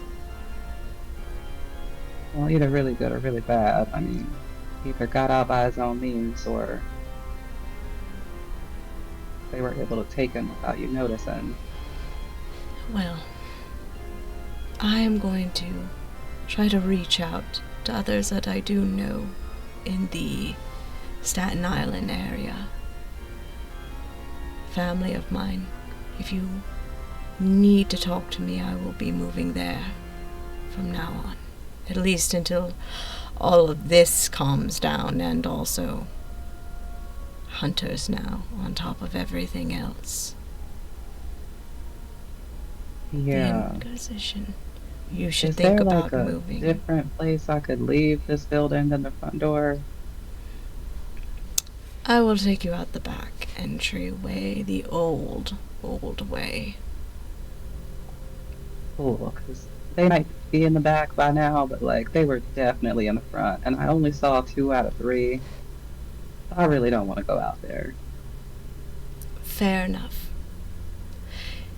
I don't use your technology to communicate with, but Denise does.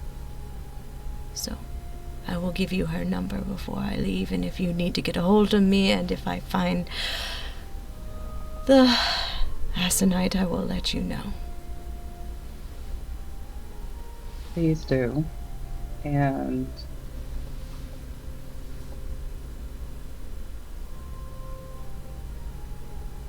if she could just be careful when y'all are destroying shit down there.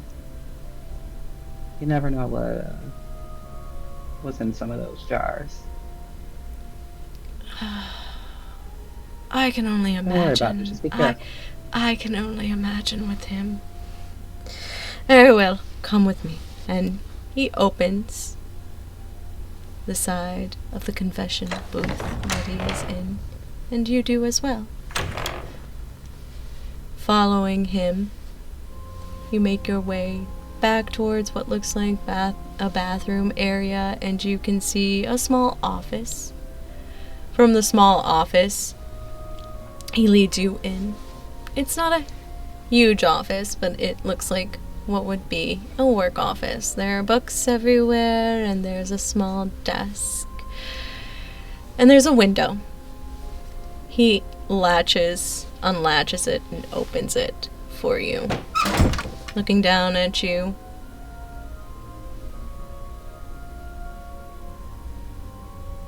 Be safe, Otto. Yeah. You be careful. And Denise's number, he says, as he quickly runs over and pulls out a piece of paper and scribbles it down and gives it to you. Oh, yeah, thank you. Not my elders almost forgetting everything always.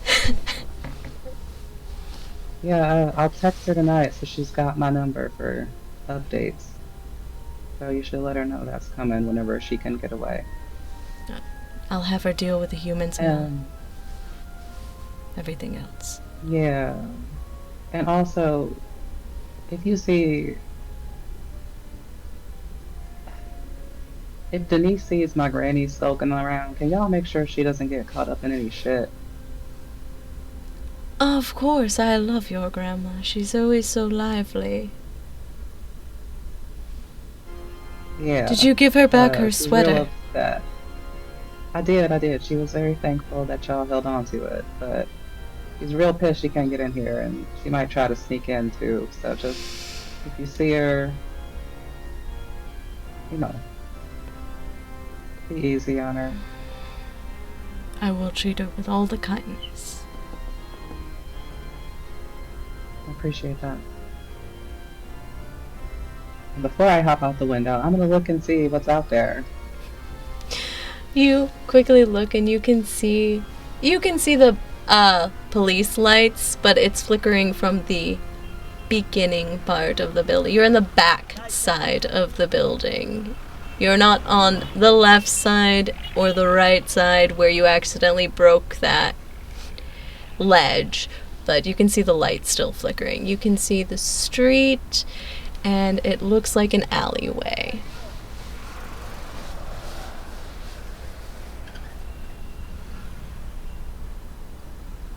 Okay, I will activate Cat's Grace and try to make a clean getaway if I can. Parkour your way out of there. You Mm-hmm. activate Catch-like Grace. You're a graceful individual. You quickly slip out, dip out of the window to the back of the church. You see him shut the window and you hear the latching of it as you make your way towards the alleyway. You can see that it wraps around in loops in the area where you're kind of watching from a distance the scenes. You can see bodies being brought out.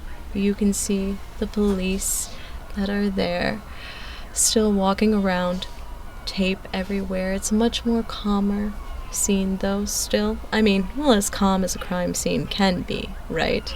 You also do see. Go ahead and do a wits and awareness for me. 3 successes. 3 successes. Well, you definitely do see your granny in the crowd.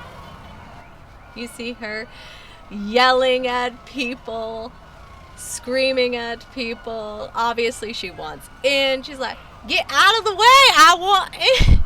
And you just shake your head with a soft smile because, again, you can see that the police are being very patient with her. But that's not only who you see. I'm gonna need a composure and resolve check from you. 3 successes. 3 successes. You have a soft smile on your face as you're shaking your head at your grandma, and then you stop. You see him. And he's staring right at you. Someone you know dearly.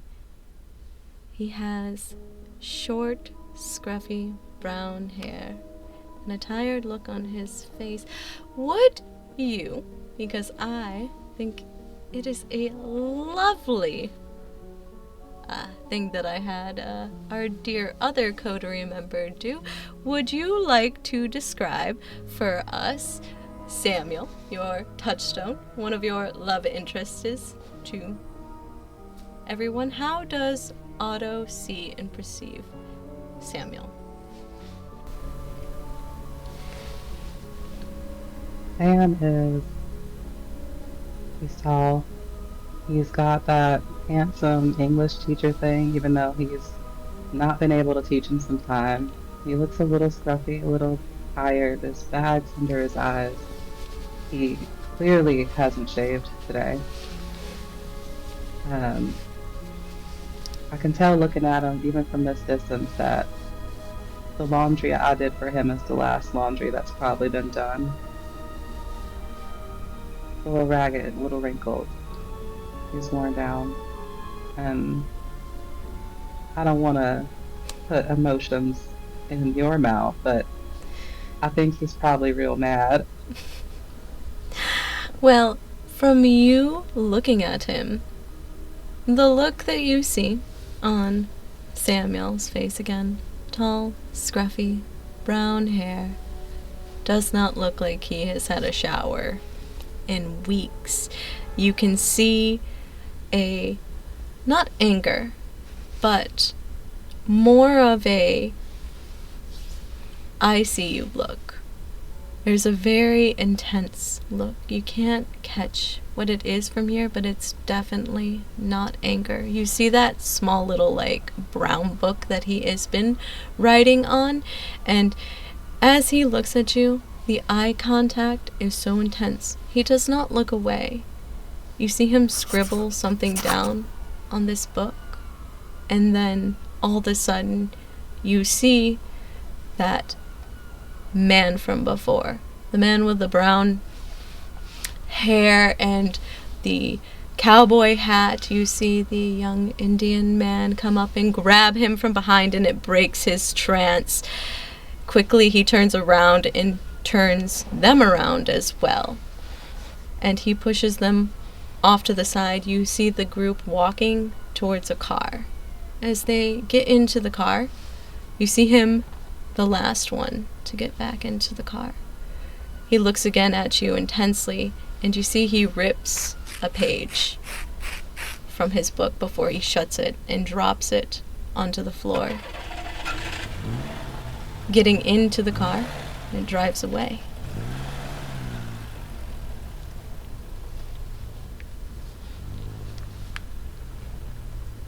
I'm rooted to the ground for like a full 30 seconds. And there's like a small little smile, for now at least, as I go collect the paper. You make your way into the paper, the crowd. You make your way, air pushing through. The wind is kind of blowing it off to the sound and the sirens. You scramble to grab the piece of paper on the floor, and as you look at the piece of paper, you turn it over. It's not hard to read. You actually see that he dropped something else with it. It looks like, to you, a small little key. And with an investigation roll, what do? Me a, we'll say, intelligence and investigation? 2 successes. 2 successes. This is a P.O. box key.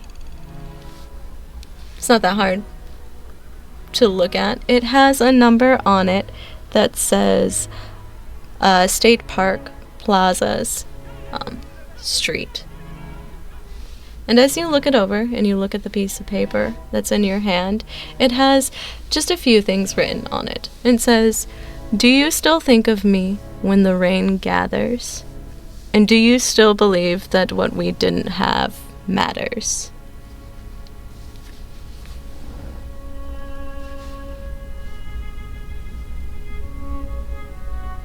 I'll carefully fold it and slip it into my pocket. With the key. Along with the key. Put away carefully. And as you walk away from this scene, the sounds of New York City streets take over in the Queens. You can hear the sirens behind you walking away. You can hear your grandma yelling in the distance, just a little bit. And as we shut the book on this part of the kindred story, we leave you with the idea of partition again.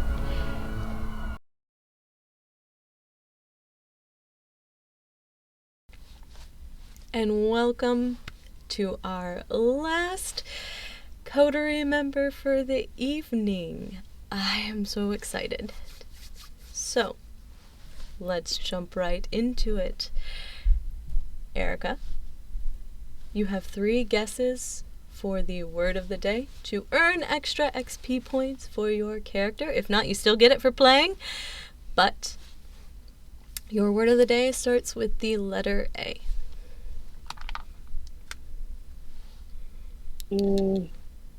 Anguish.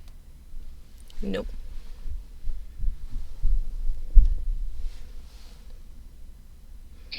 Anxiety. Me and you both. No, it is not. Never mind. Yeah.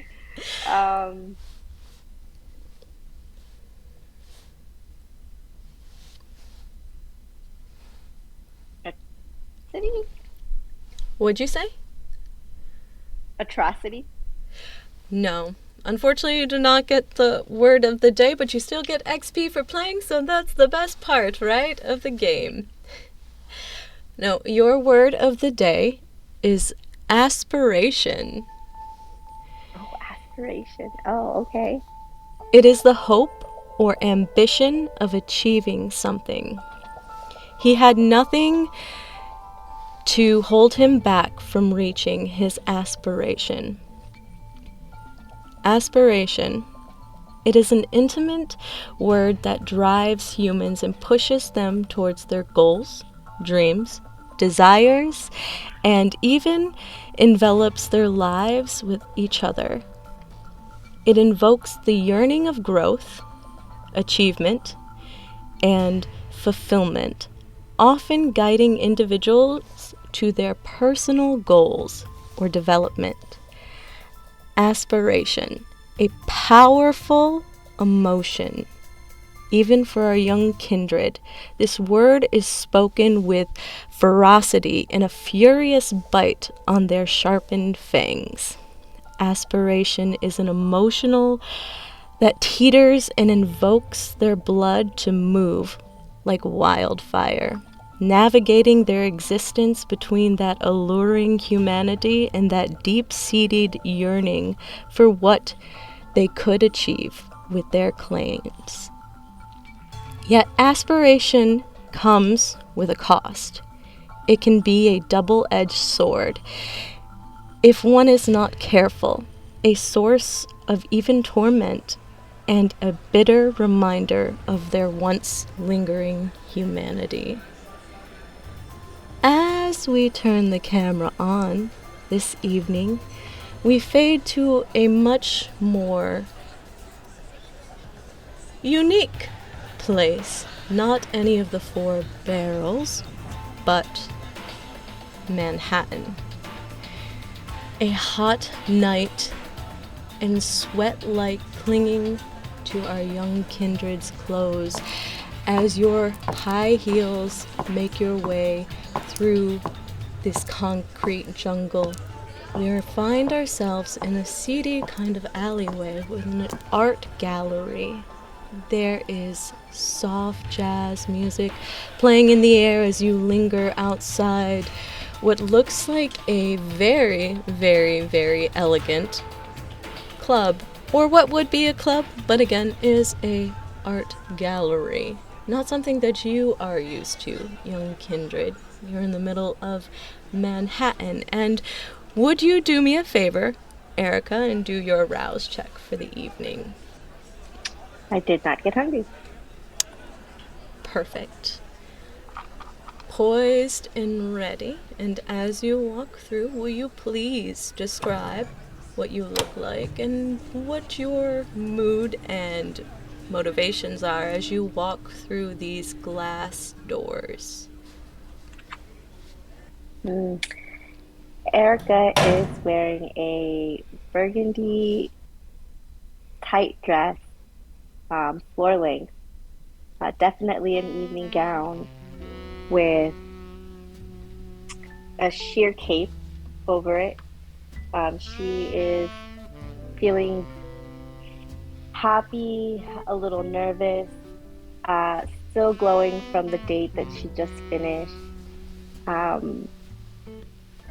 but ready to enter this new world and see what she finds out. See what kind of shenanigans you can find out as you walk through. The doors elegantly open for you. Obviously on what we would call like an electric scanner, just like how doors open, but it is a soft atmosphere as you walk in here. Low lighting, and you can see in the main lobby all the beautiful art pieces that are up and hanging on the wall. The soft sound of jazz music begins to erupt into your ears. What is the first thing that you would like to do? I have some rules you can do, or what would you have Airika do? As Erica walks in, she's gonna take a look around, see if there's like a hors d'oeuvre table or where like wine is served, and she's gonna grab something, just have something in her hand, and she's gonna go start walking the gallery and looking at the pictures and kind of checking out who's around, if she knows anybody, if she sees anybody that might be of interest to her. All right. I want you to do for me then your stamina and investigation as you make your way gracefully. There is a hostess around. There are many hostess around that you notice. They all seem to be wearing a mask, though, that covers their face. It's not hard for you to walk up and kind of scoop one of the glasses up.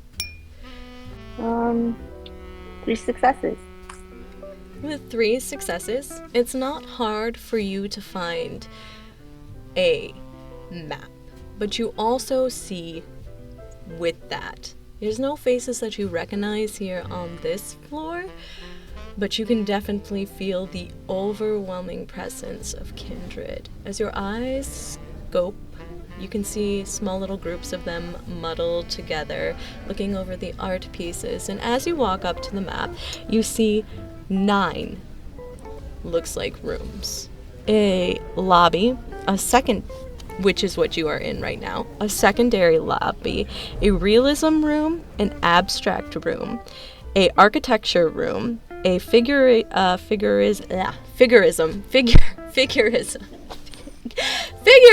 room, sorry, landscape. You good? You said it right the whole time. I felt like I was stumbling over my words. Landscape, sculpture, and it looks like a den/office as well.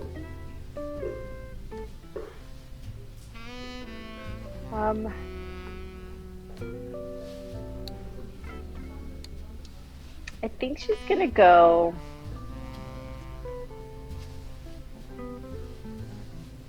Is there any room that would like call to her in an occulty way? Like, this seems like it would be more up her alley. Just to see where, like, that's where she would start. In an occulty way? We'll say an intelligence and occult then. 4 successes. How many? 4. 4 successes. As you're looking over at these rooms, there are a few that kind of stand out to you. 2 that stand out. Well, 3 technically that stand out to you, but you're kind of about sneaking into somebody's office, maybe. The den/office sounds interesting to you, as well as the abstract art and the sculpture room. I don't think Airika is ready to break into anybody's offices just yet. Although she's going to keep that in the back of her mind that there's an office and where it's at all times from where she's at. And she's going to go to the abstract room first. Fair. As you make your way through this wonderful, beautiful art gallery, you walk through. Your high heels make beautiful, soft, clinking noises on the marbled floor. Each room feels more elegant and decorative than the last. As you pass through, you can see again many groups of different kindred. And maybe kin? You can't really tell if they're ghouls. Maybe. It just feels like there's a lot of presence here.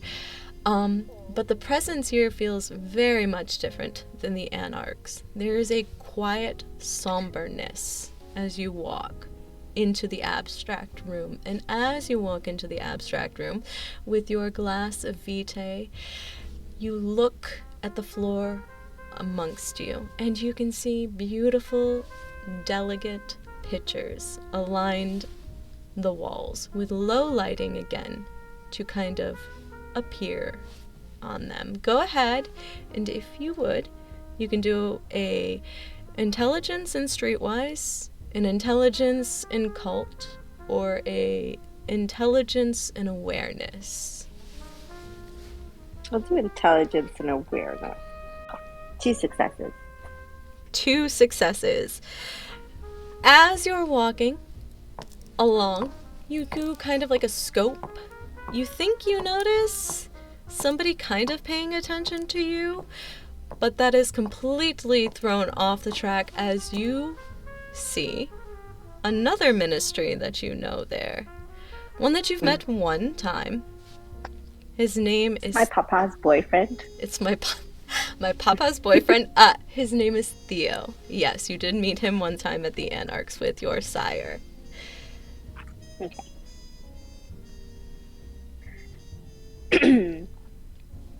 Do I notice if Theo sees me or recognizes me?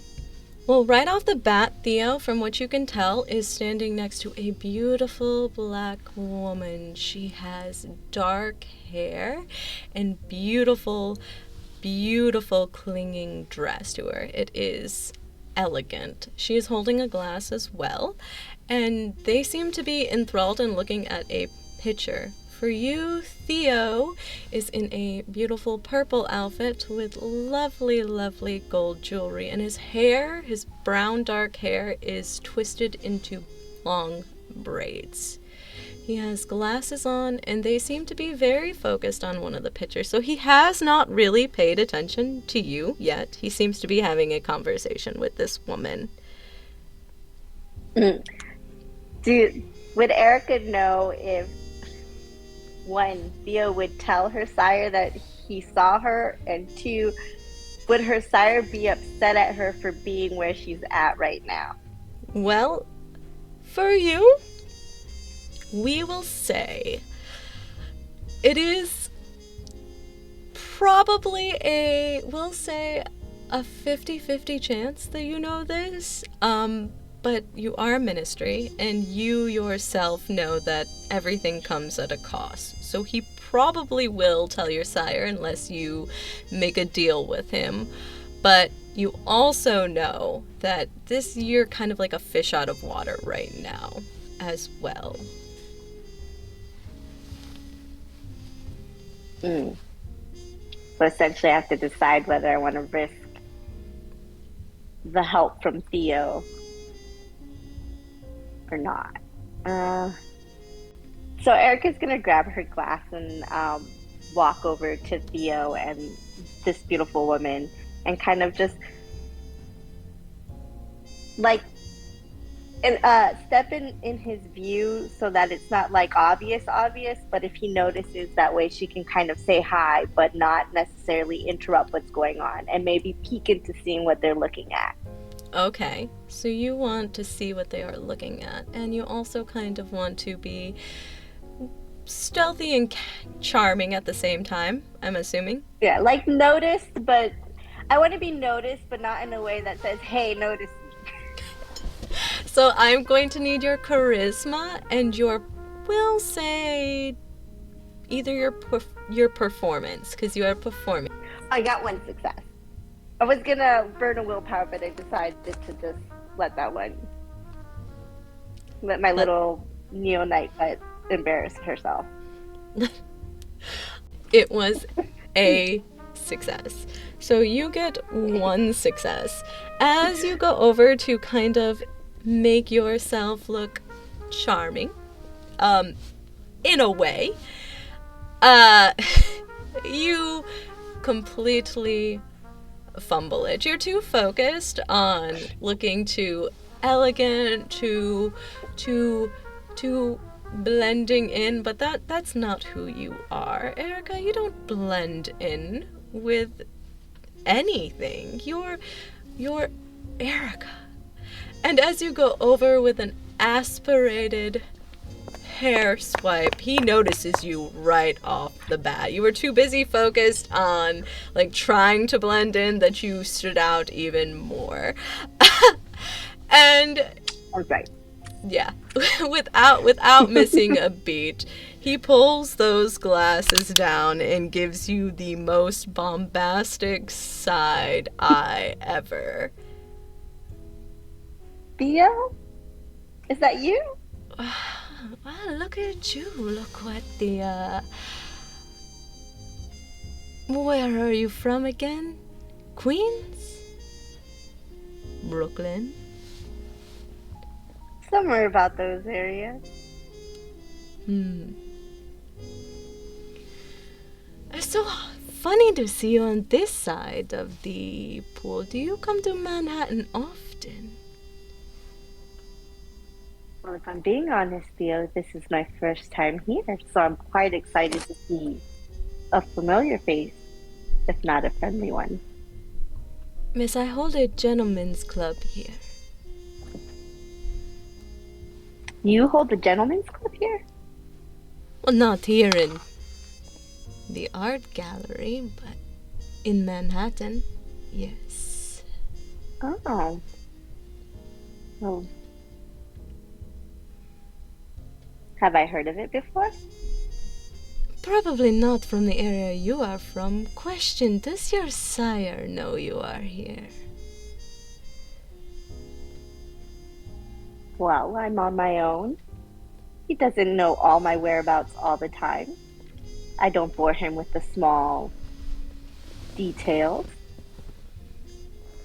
Do So you bore your sire with the details of where you are at all times? Oh, my sire is long gone. Poor thing succumbed to the call a long time ago. Well,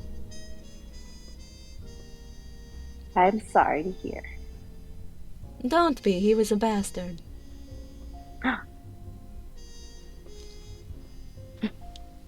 Gasp. We shouldn't speak ill of the dead. He is not dead. He's just gone. Question, so this is your first time here at Elysium? It is. I think I'm doing okay. Then I mean you have my eyes on you, and you did not make a mistake coming in, so good on you for that. We'll see how long it lasts. Oh, no advice? Advice ain't free. Nothing is free, apparently. Not with our kind, unfortunately. I can give you some advice, though. What do you say? He looks to the beautiful woman standing next to him, and she looks at you. Now that you're standing next to them, and the three of you are kind of wrapped around a canvas and picture, she smiles at you and nods her head softly. Good evening. It's Good a pleasure evening. to... You can call me Lady D. No, It's a not pleasure like to meet you, Lady D. Thank you. No, not like Demetress. Everybody keeps asking that. All the younger kindred do. I'm from out of town. Oh, are you recently here, or have you been here a little bit already? Recently, I'm looking for someone. Maybe you can help me. Oh, yeah. Who are you looking for? Perhaps I can. Manipulation and your etiquette. 6 successes. Oh man, easy, out of the water. As you are sitting here looking at the two of them, well, you are not the young blood that you used to be. You know a little bit of what is kind of going on here. It seems like information and favors aren't given around here easily and free. They have the insight of how you are to hold yourself here and what you can achieve here. But you also seem to have something that she wants, doing a favor. So favor for favor. So if I find somebody, or help you find somebody, what's in it for, all the hard work I put in? Theo looks at the woman and she looks back at Theo and you see him smile. Well, I see that the tomb did not raise a little guppy after all. Fair enough. Should we let her know what she needs to do here since it is her first time? The woman smiles at you and says, "All right, it's a deal." She holds out her hand to you.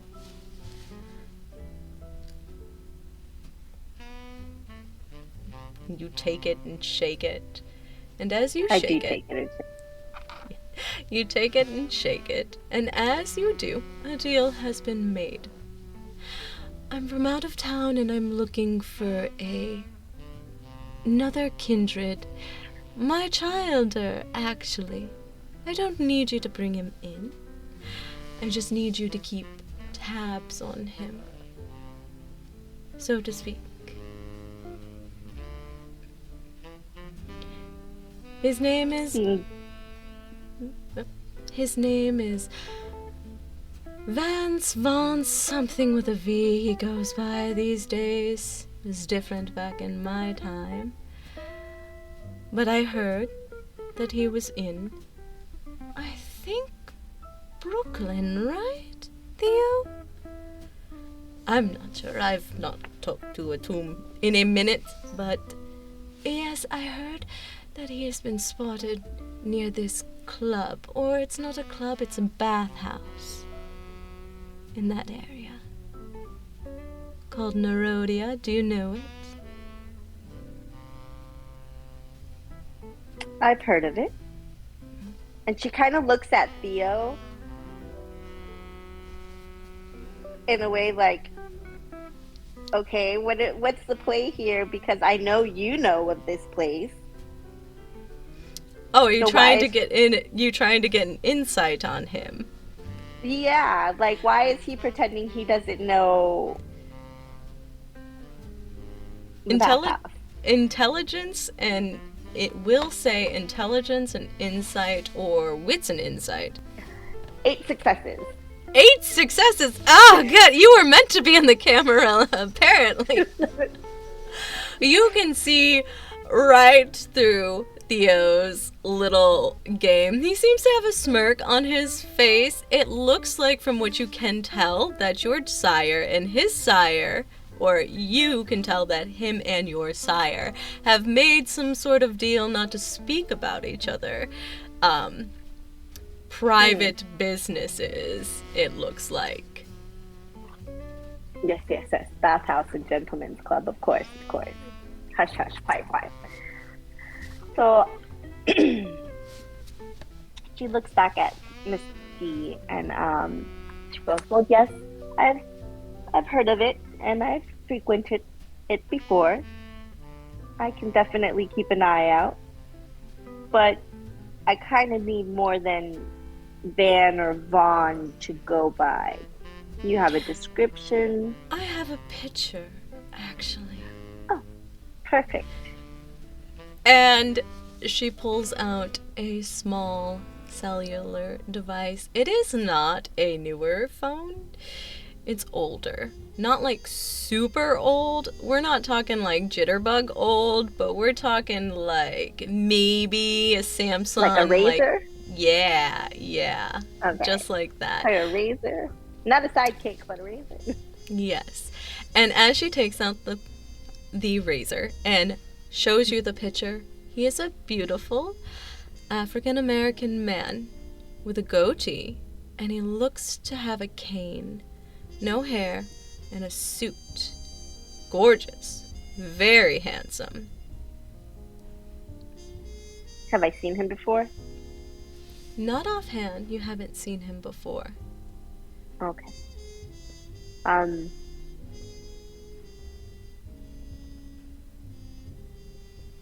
She's gonna have an old phone. She's going to take the phone from Misty and text the picture to herself, so she can have that picture to keep and to perhaps show others or compare.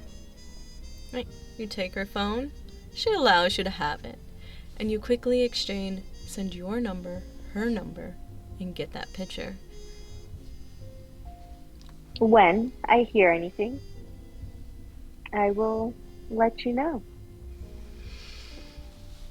Fair enough. Now, what is it that I have to do in Elysium? Oh, she is so insightful. Alright. Well, what exactly do you want to do? Why are you here? Well, I'm here to make connections. Ah, you're trying to advance yourself. Dip your toes into no longer the anarchs. Diversifying myself, as I would like to say. Good. Not necessarily not the anarchs. Smart. Why have one egg when you can have many in different baskets? But it's going to cost you. If you want to be seen regularly here, you need to make yourself known to the prince. And not only make yourself known to the prince, you need to give up something to the prince. Something that he knows you're going to be, well, a reason or loyal to. And I'm not talking something little, because he is a Vintru. I'm talking something big. like a person that you care about. And he will know, because he will send people. Or someone close to you. Or, well, since he is even true, he always does like business things as well. His family is very entangled in the, what do you call it? Kin food? Food? I have not had food in a long time. In like restaurants? Yes. So Airika,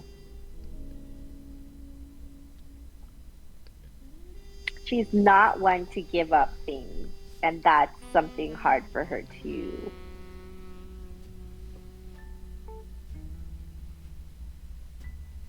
want to share. It is something we all have to do here, just to get on his good side.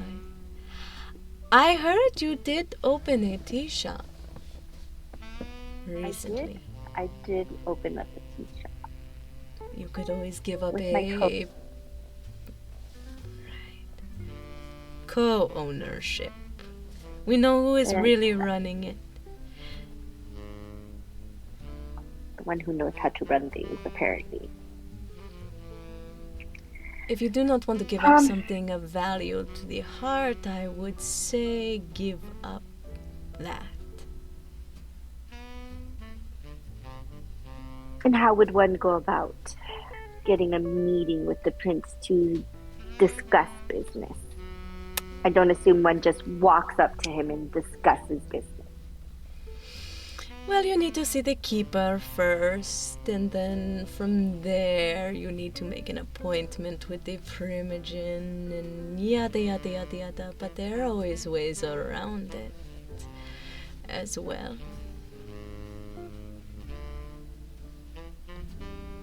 Perhaps there's a favor that the prince is looking for. Oh no, you do not want to take a favor from the prince. Not off No, the I'm bat. not. That he is looking for somebody to do something for him. That's what I'm saying. Is he looking for anything? Want anything? I'm actually gonna make a roll for him now. He taps his lip for a second.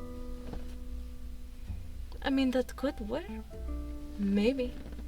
I know he has a meeting with individuals that do some delivery work around the area for him. He has a particular taste, but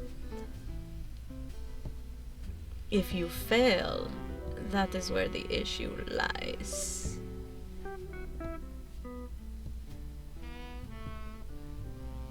So don't fail. I don't plan to. You will be as charming as ever. It is truly effortless. Go ahead and do a wits in a cult as he pulls the glass of wine, vitae, up to his lips. 4 successes. 4 successes. As he pulls this glass of vitae up to his lips to take a drink, you see the picture of the painting that reflects in his glass. It's so weird. Like a very abstracty, but you get a weird feeling as you look at it through his glass. As he takes a drink, a deep drink, your eyes comb over to the painting for a moment. As you stare at it, you get a weird feeling. It almost feels like your blood is being forcefully roused. So I need you to add an extra hunger die to your pool as you look at this picture.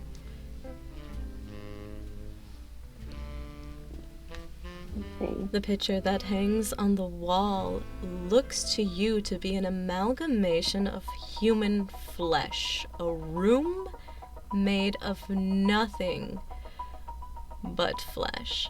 From the couch to the ceiling to the beautiful lantern that is in there.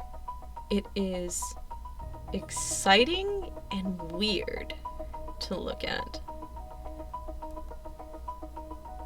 Airika gets closer to the painting to take a better look that's not through the vitae to see if she still sees the same.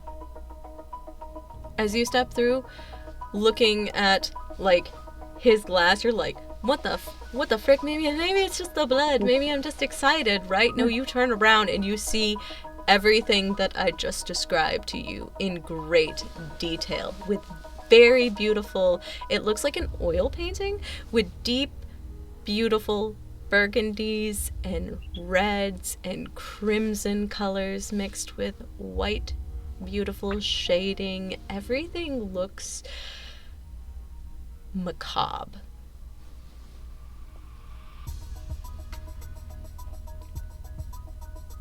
She stares deeply at the photo, at the painting. Disturbed, but also slightly intrigued by what she's looking at. She goes almost to touch the painting to kind of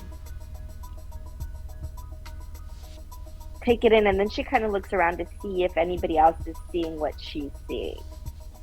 Oh, you can see Theo is paying attention to you as you lean in like you're going to touch the painting. He kind of tilts his head at you, and so does your beautiful Lady D. She kind of looks at you like, don't touch the painting. But if you're looking to see if they see the same thing, you might have to ask them. This painting is quite interesting, don't you think? And she kind of like waits to see their comments on it. It is quite interesting. As most of the paintings are here, I get a ominous feeling from this one, though. Almost like I have seen it before. Do you know who does she, is there a signature or like a little plaque next to the painting that kind of says who made it, when it's from? As you look around it, there is a kind of a scratch in the bottom, and the signature that is on it looks like it kind of was cut in with a knife, and it says O, and there kind of looks like there is an I in the O as well. Would you like to do an intelligence and occult for that? Yeah. 4 successes. 4 successes. As you're looking at this painting and you're looking at the eye and you kind of like lift your eyebrow up for a minute, it weirdly kind of reminds you of that ring that you saw on that corridor before.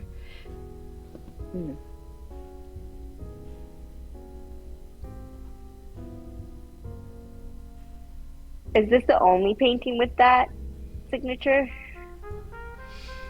You look around and you can see other people in the room looking at paintings. You'd have to go through and look at them, but we'll say that you do a quick kind of walk around as Theo and them look at you. You notice and you look at the other paintings.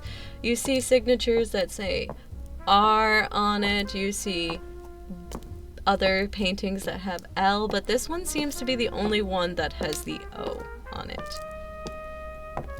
Okay.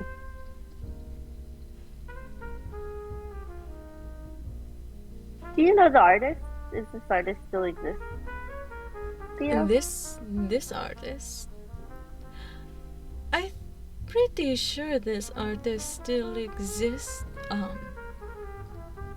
This belongs to a... Well, you'll have to talk to the Vintru a little bit more about that. I'm not invited there. Oh. And there's a place you're not invited? I know. Crazy, right? Yes. And where is that place exactly that you're not invited to? Brother Island, a small island up north. It's between here and the Barrows. so to speak. It's a private gathering for an elder kindred, I've heard, that lives in the area. But only the Vintru get invited for some reason. I wonder why. He rolls his eyes like... It's a boys' club, as they say. It is a blue bloods club, as they say. Blue blood. At the end of the day, they still come to us, and their money is still green. That is important. Keep that in mind when talking to the prince. No matter how arrogant he can be. Well, he's a Ventru, so. Airika, probably for the first time, takes a sip of her vitae that she's been holding. And since her blood is roused, like not out of her accord, she kind of feels a little uncomfortable and wondering where that feeling is coming from, and if maybe she moves away from the painting, does the feeling go away, or is as you have been forcefully roused, you take a step back from the painting, taking in a sweet sip of that vitae. And when I tell you that this vitae is top-notch, better than anything that you've had in Brooklyn, the Queens, Staten Island, it is... better than what Blake just gave me on our date? Better than what Blake just gave you. This is Camarilla stuff. There is no taint to this vitae. It is, and if it is a emotion that is held behind it, a remnants that is held behind it, it is happy. It is excited and sensual, and it is everything that you want and more in that moment. So you can go ahead and take away that extra blood die I just gave you. But as you step away, that ominous, stay composed. As you step away, that ominous feeling that is in your stomach, it's still there. Even from like looking at the painting, it's oddly still there. She takes out her phone and takes a picture of the painting. You take a picture of the painting. Easy enough to do. And as you take a picture of the painting, you see somebody walk into the room that you do know as well. Someone you met before. I'm gonna need a composure and resolve from you. 2 successes. As you're holding onto that glass elegantly, you sink deeper and deeper and maybe behind Theo a little bit as he walks into the room. Your stomach almost turns as you see the sheriff of New York City, Kadir. One of my favorites. He is a beautiful man with tan skin and shoulder-length brown, messy, kind of curly hair as he makes his way over to another man. He has not seen you yet, but you know him well enough to know your last interaction with him did not go so hot. You were in Anarch territory, though, at that time.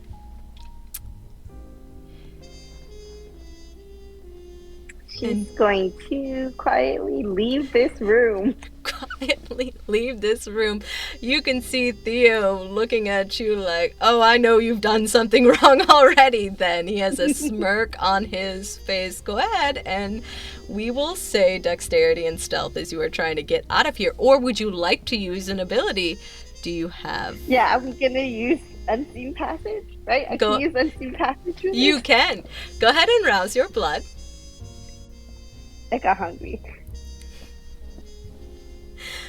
I'm really nervous. Kadir's here. Can you so see? Much trouble. I'm gonna get in so much trouble. You can even hear a tomb in the back of your throat laughing at this. It's a hiss as he laughs. If you're not careful, your head is going to come off. Airika takes a deep breath, tries to center herself, tells her sire to shut the fuck up. Shut up, Atum. Not helpful. You silence him easily. And as you do, you see that all the other kindred's eyes apparently obviously go over to Kadir, which they should stand in attention, right? No eyes are on you as you quickly fade into the background and you are completely obfuscated. Where do you go next, Airika? As you sneak out of there. And she is... No. Let me stop. I get myself in so much trouble. She's gonna go to the figurine room. The what? Figurine? The figurine? Yeah. Figurine room. It does not. She's gonna walk wherever the opposite of the office is at because she's very tempted to go check out this office, but she's got no reason to be in there. Stay on task. Stay on task. Stay on task. Stay on task. As you walk past the office, not once, not twice, but 3 times, convincing yourself not to go in there, because obviously you don't want to go in there and get in trouble anymore, because you see Kadir walking around, you're like, oh God, please don't hurt me, Kadir.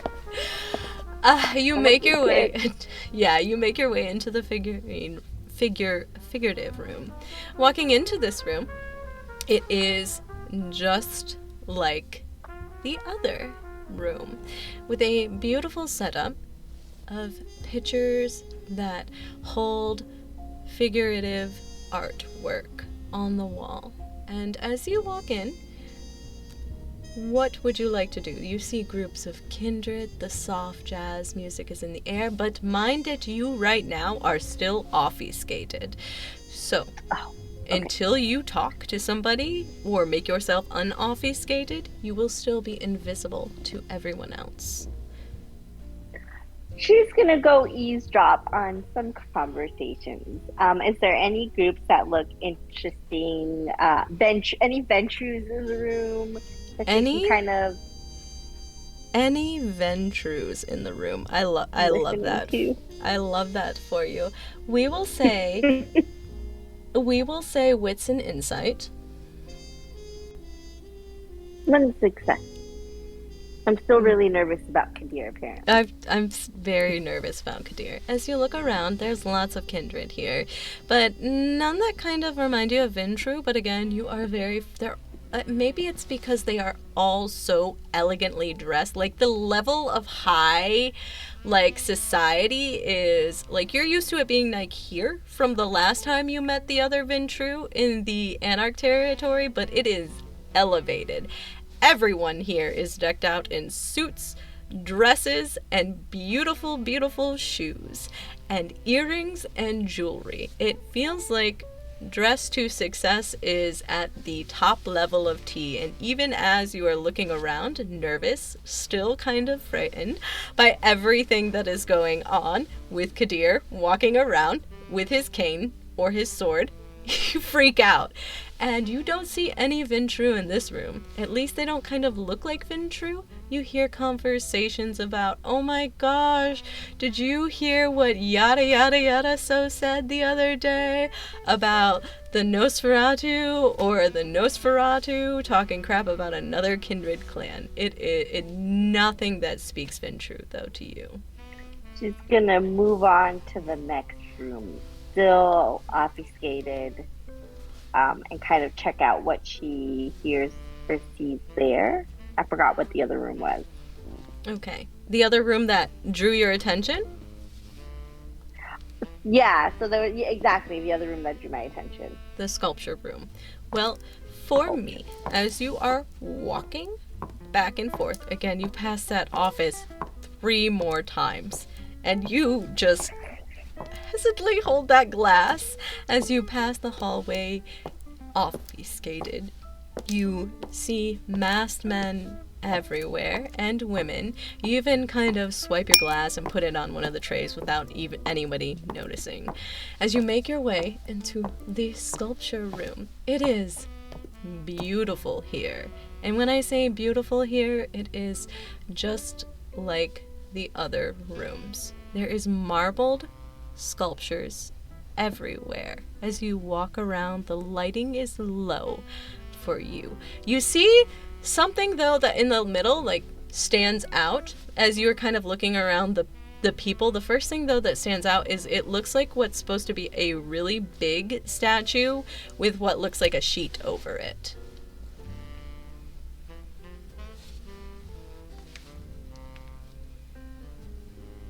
Could she peek at said statue without anybody seeing her? Ooh, now we're getting dangerous here. So I'm going to need a resolve, and we will say your stealth. Add your off escape pool because you are still invisible. 4 successes. 4 successes. Well, with 4 successes, you watch the room. The small, soft murmur of the room mixed with jazz music, ever so slightly playing in the background. As you wait, you look around and you peek underneath the sheet. And you can see feet, and from peeking underneath the sheet, you can also see what looks like bare feet and maybe like a dress on the bottom of what this is before you quickly put it back down. You didn't get like a good full in there view, but again, you were a little flustered because again, you don't want to get in trouble here. But you can see the word Michael at the bottom of this statue. Okay. We got a painting with the eye and Michael. Does the Michael ring any bells to me? It might. We'll say... I don't want to keep making you do a cult, because you are very an occulty individual, but this is a memory roll. So I'm going to need... Yes. I'm going to need you to do a resolve, and we'll say composure, because I'm going to do something to you, and I also want you to remember what this is. 2 successes. 2 successes. As you are sitting there trying to remember what exactly is going on, you get bumped into. The memory that comes to you is something, though, that you saw with your coterie a few weeks ago. A painting of an angel with a sword. As you are bumped into, your off escapes is off, and the man that bumps into you turns around and looks at you. He is elegant. He is wearing a very, very beautiful royal blue suit with long blonde hair that is so fine, but that's not the thing that kind of throws you off about him. He also has deep, beautiful blue eyes. I need an intelligence and medical as you're looking at him as well. Then we are doing 3 successes. I got all those. I got them all. 3 successes. With That's as much as I could get. I mean, you could always get more. You could get, like, critical successes, but... You're right. With 3 successes, looking at him, he is so pale. Like, pasty beyond all belief. You feel as if this man probably has never seen the light of day in his entire life. In fact, you can see the veins underneath his skin. That is how pale he looks. He kind of oddly almost looks sick as well to you. But medically, you offhand don't know what that is. I am so sorry. Pardon me. Yes, no, I am. Sorry. I'm sorry. I am sorry. He deeply bows to you before standing up. There is a regalness with this man, as he does it, although everybody here is regal. Erika's gonna curtsy, but very tiny, like the smallest little curtsy. No, my apologies. I should watch where I was going. I definitely was not. I do not think I have seen you here before. Oh, probably not. This is my first time, and she's like milking the whole like I'm so lost, so innocent. I don't. So you're trying so to be, awkward. you're so awkward. So we'll say charisma and performance. Charming, yeah. Yeah, so I'm you're definitely charming? charming. Yeah, you okay. Charisma and performance then for me. 6 successes. Oh, 6 successes. This man doesn't look at you with malice.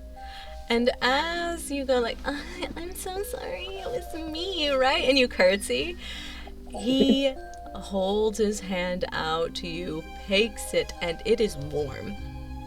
Very warm. In fact, you can tell he's roused his blood with the way his veins pulsate through his face. And he lightly kisses your hand before letting it go.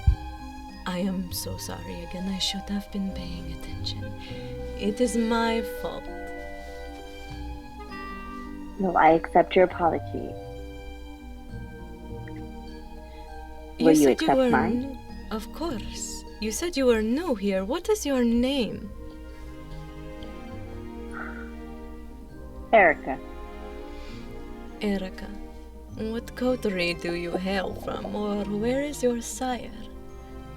I can write a formal apology and give it to him if you would like as well. Oh no, that is not necessary. I promise, it is not necessary whatsoever. And does she? So, because he's being so like formal, does she clock like what kindred this is?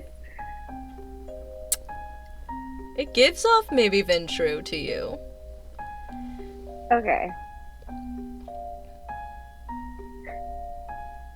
Okay. I don't trust this guy. He seems old. No. No, that is not necessary whatsoever. I'm actually just new to the area of Manhattan, so I'm not trying to cause a stir. I'm just trying to. New as in new as in new as in new. No. New is in new here in Manhattan, and new, but not new. It is your first time in the area. You must be from a different tower then. And you are looking for the prince's approval, I am assuming? I'm told that is the correct steps to do, yes. And Elijah is very busy right now. Unfortunately, he finds his days often busy. But if you have a formal letter, I can give it to him from your sire and make sure that it is the herald gets it, and you can. Oh, I don't want to bother. It would be too much of an imposition. I just. Do you need a letter of approval?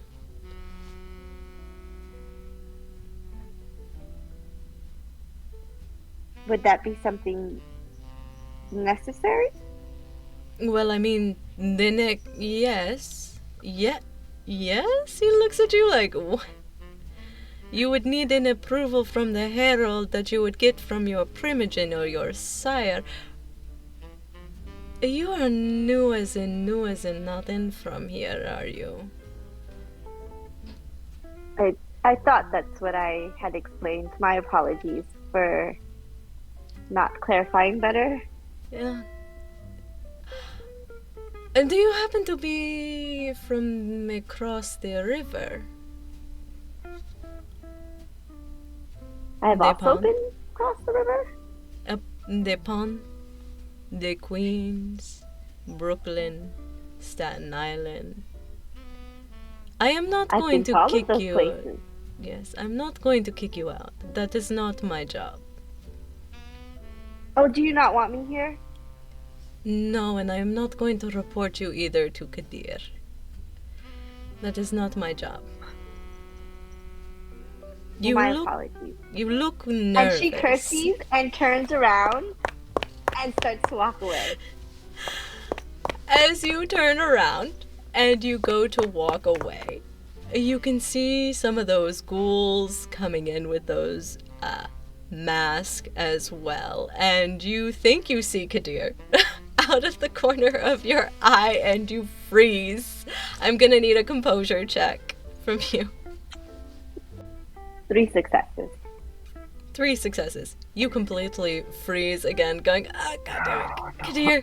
And you feel a hand on your shoulder as you are turned around back towards this man who looks down at you and tilts his head. You know, it is rude to leave without saying goodbye, right? I did say goodbye and I curtsied. Yes, but you have to wait for the other person to say goodbye as well. My apologies. I assumed you didn't want to speak to me anymore because you didn't want me here. No, I never said that. I am the keeper. It is my job to allow everyone into my haven with welcome arms, even if you are a anarch. I wouldn't necessarily cling. Anywho, understandable. Mm-hmm. Like I said, I'm new. I'm just trying to, I guess, make a name for myself in a way. Well, you will need a letter of approval to talk to the prince, and you will need that to be given to the herald, who is a Tremere and drives me crazy every evening.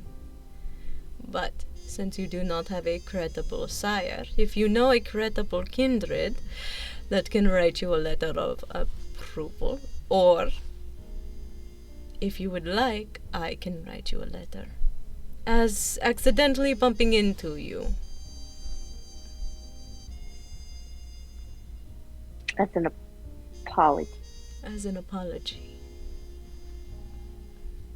That would be most helpful. Yes.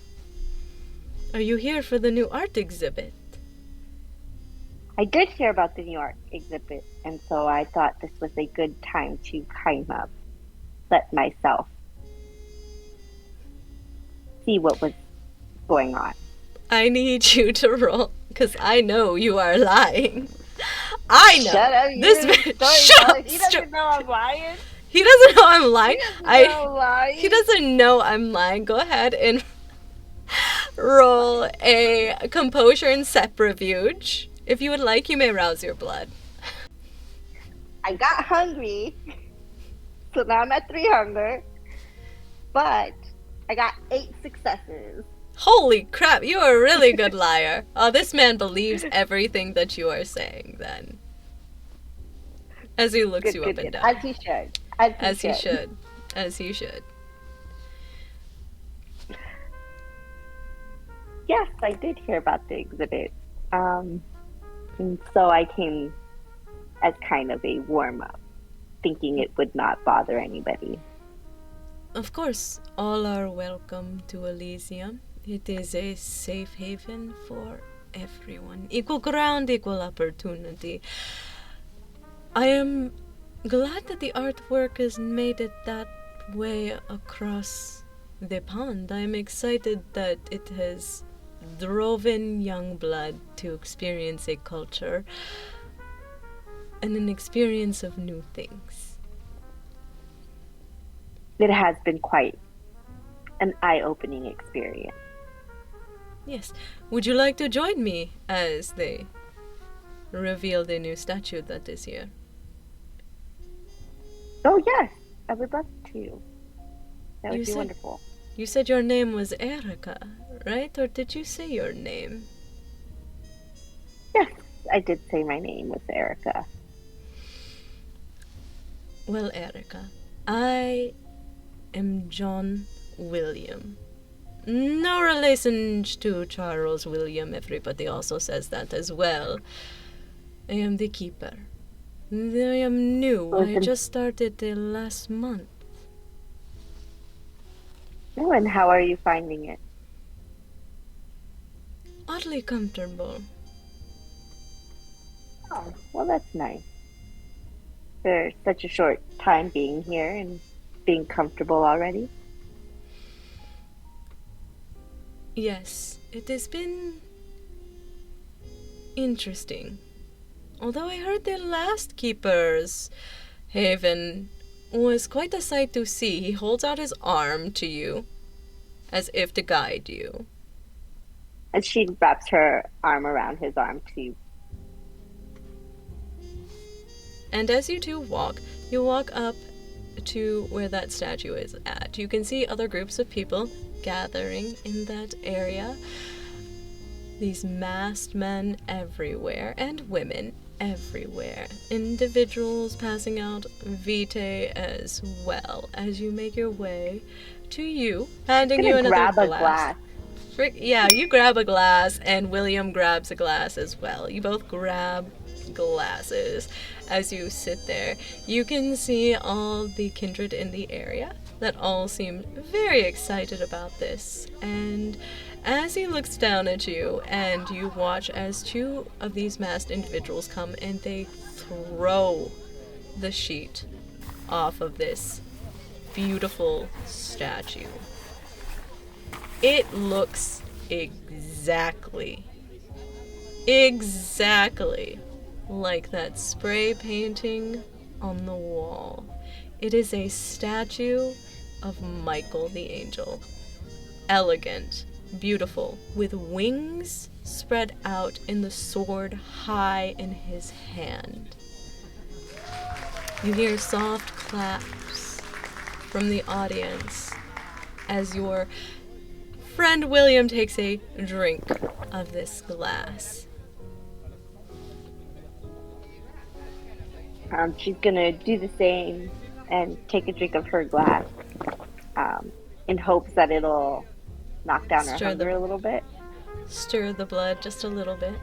You sip on it, but you drink the whole thing in one gulp, we'll say, because you're hungry. You may take away one of your hunger dies. And William looks at you and smiles and says, I hope that we see each other again. I will write a letter to you. Do you mind telling me your address so I can send it to you? Of course. William, do you have a phone? No. Do you use phones? No, I do not. I am older. But most of us here are older, believe it or not. My ghouls use phones, though. Oh. She takes a mental note, just like, I have a ghoul too. But does not say that out loud. Just, there's a random hair flip in their conversation. He has no idea why. He has no idea why there's a random hair flip. It's just like a... Okay. She gives him... So she gives, she's like, of course, and she writes down Devon's address. You write down Devon's address as he pulls out a beautiful, small, little black notebook. He flips open to a page and holds out an elegant pen that is golden again, and you take it and you click on it, and you write your address down, and by your address, I mean Devon. She writes it in script. Yeah, you write it. She writes it in script very nicely. And she then also asks how she can get in touch with him if she needed to. And he will, in turn, write his number down on a piece of paper and tear it off for you, handing it to you. And as he does, he shuts it, and you watch as one of these masked individuals come up to him and begins to whisper in his ear. And he nods softly. It looks like you've made it in time for the revealing. The Michael sculpture? the- Or is there another reveal? Oh, this is one of the reveals. Not the entire thing. It's a young group that put this together. I am quite excited. We're trying to branch out in different ways, so to How speak. young is this group, William? I am assuming maybe around your age. If I am guessing right, I don't like to guess a woman's age. No. That is a very smart move, William. I would never. You should never. But okay, I would just make the same assumption. She's got so now all her red flags are going off. She's realizing, hey, I think this is NWO. You have that exact feeling before one of the ghouls goes over and grabs one of the lights and flicks it off. I need a composure and a resolve as you are faced with this. 3 successes. 3 Three is the number. successes. Every time we're doing composure or resolve, I'm only 3. I'm only 3. The lights go off and everything goes dark for a split second, and your face lights up with a bright hum and a red tint as neon lights are replaced, you can tell, in the ceiling of the roof. And as you look around, the red that is coming from here is coming off of Michael. It is coming from off of all of the paintings. You can hear the soft clapping as it looks like the wings are glowing. And I mean glowing. It looks like spray paint is over everything, but it illuminates the room and you get a sick feeling in your stomach. Almost panic comes across your face as you almost want to sink into the crowd and run away. Doesn't seem like nothing's harming you, but you can see that William and everybody else seems to be clapping at this art exhibit that is going around, but you know exactly what this is. It looks like an insignia of NWO, that thin blood group that you met. I'm gonna do it. Okay. She's gonna look at William and William, what do you know about this young group? I know we just met and this is bad. There's a young group, and she comes close to him and lowers her voice. There's a young group of thin bloods known as the NWO. Do you know anything about that? I knew that there was a group that bombed a tower that used to belong to an independent corridor named NWO, but I did not know it was a young thin blood group that did that. It was, and it started similar to this. And I have a very bad feeling they use this symbol of Michael a lot. And this is giving me, I was there during that tower explosion, suicide. I have no idea what happened that day. I was just a guest. I shouldn't have even been there. That's besides the point. You need to stop this. Stop the artist? Or the showing of this? All of it. All of it. Right, I will let it play out for a minute and then have the ghouls turn the lights back on. As he does, you hear your phone begin to buzz and go off. You are getting a phone call. She looks at her phone and sees who's calling her. It says Blake Blaine on it. I knew it was gonna be Blaine. She's gonna look at William. She's gonna look at William and just go, this is actually quite important. I do have to, pardon me while I answer this. I'm going to step out. Of course. He bows to you as you quickly go out at your phone ringing. She picks up the phone. As you pick up the phone, he sounds panicked, exhausted. What are you doing? We gotta go. We got to go. Like, now. Now. I'm Okay. I'm not joking. I saw one of those things. Those dead things? Now. Okay. I'm walking out, and she's gonna start making her way. Oh no, she wants to go save. She's gonna turn around and say goodbye to William. She does not want to upset him. So she turns around, she goes back to the room, she goes to William. William, my apologies, an emergency came up. It was a pleasure meeting you. Please be careful. Something might happen. Please be careful. And then she's gonna leave. As you say that quickly, flustered and whatnot, he looks at you with a concerned look and bows to you elegantly. And you too, Airika. I will write a letter for you soon, in the week time. Thank you. She curtsies and bounces.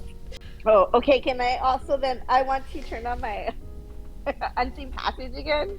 Go ahead and rouse your blood for it. Oh, God darn it.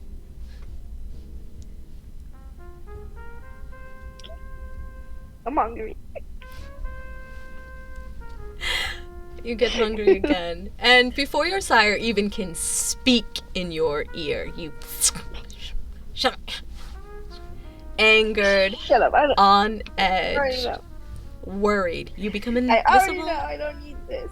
I don't need this stress. You can become invisible to the surroundings as you begin to make your way out of this beautiful art exhibit.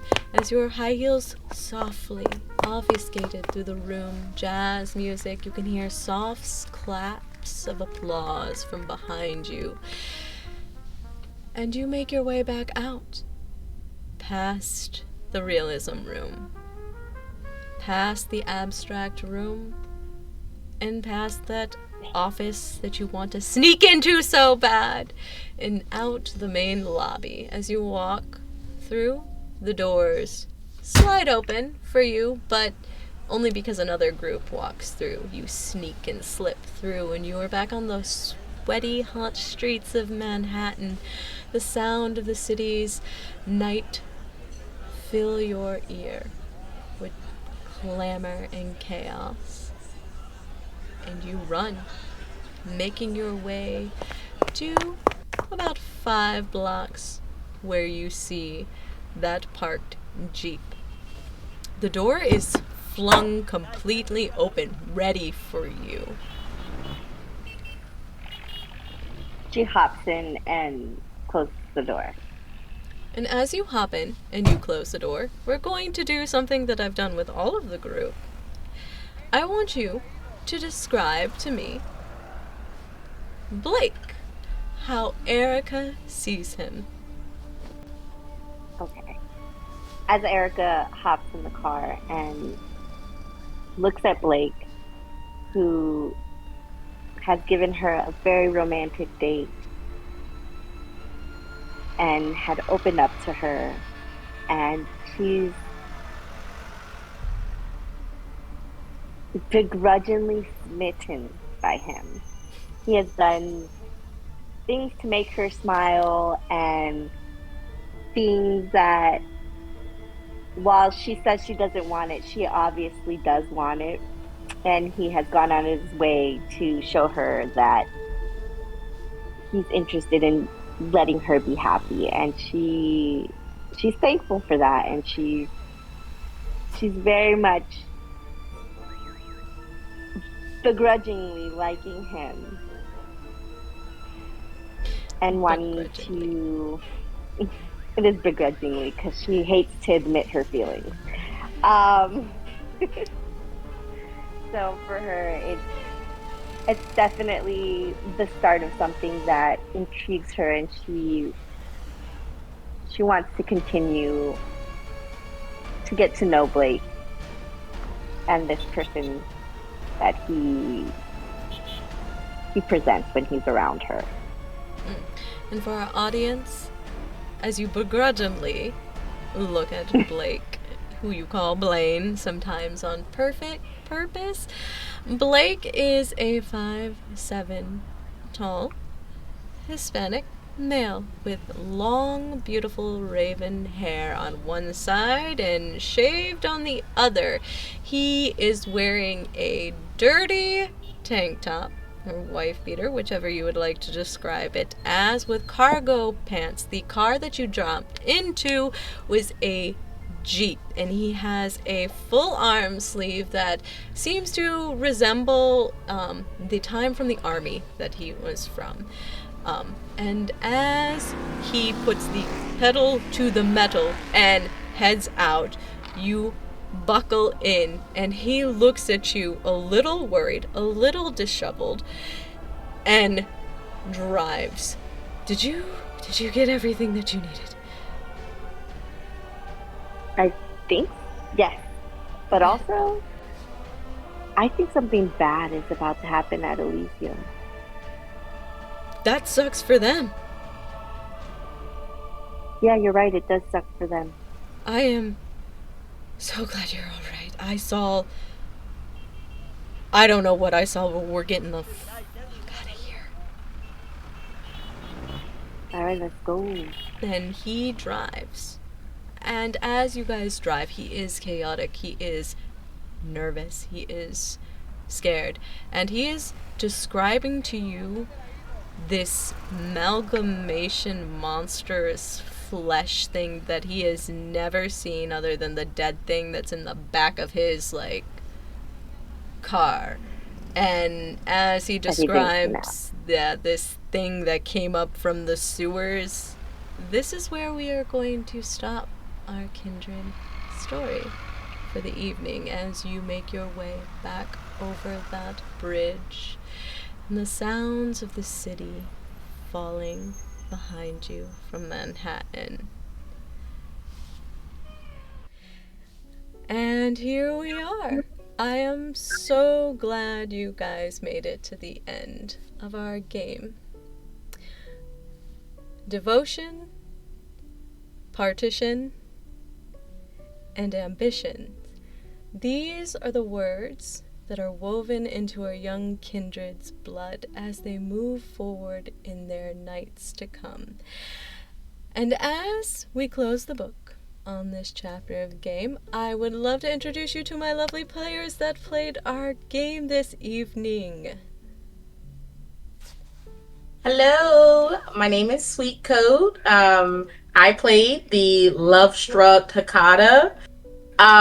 You can find me on Instagram. You can find me on TikTok. And sometimes on Threads. Most of my content is cosplay, like OC cosplays, Vampire the Masquerade, some D&D sprinkled in there. So if you want to check me out, it'd be greatly appreciated. Thank you so much for supporting the BIPOC VampDay, and I will pass it on to my other players and friends. Hi, everybody. I'm Kay. I played your Curious Ministry tonight. I don't have very many socials, but you can find me at KG. And it was a pleasure playing tonight. Hi, I'm RJ. I played our Adol Harvey, our frazzled Banu Hakim tonight. You can find me at RJ from TV on most socials. And it was a pleasure to play tonight, and I can't wait for everyone to see all the other amazing games as well. And I have been your storyteller, Sir Cuttlefish, this evening. I played all of your wonderful NPCs this evening, and you can find me at Icarin Inc. or other places in the void as well, if you look around. And I also do want to give a round of applause to the audience and our wonderful BIPOC community. Again, it's a lovely cause. Be sure to check out the link in the bios. I'm sure all of our lovely producers have all that information there, and enjoy the rest of your weekend as well. Until next time, bye!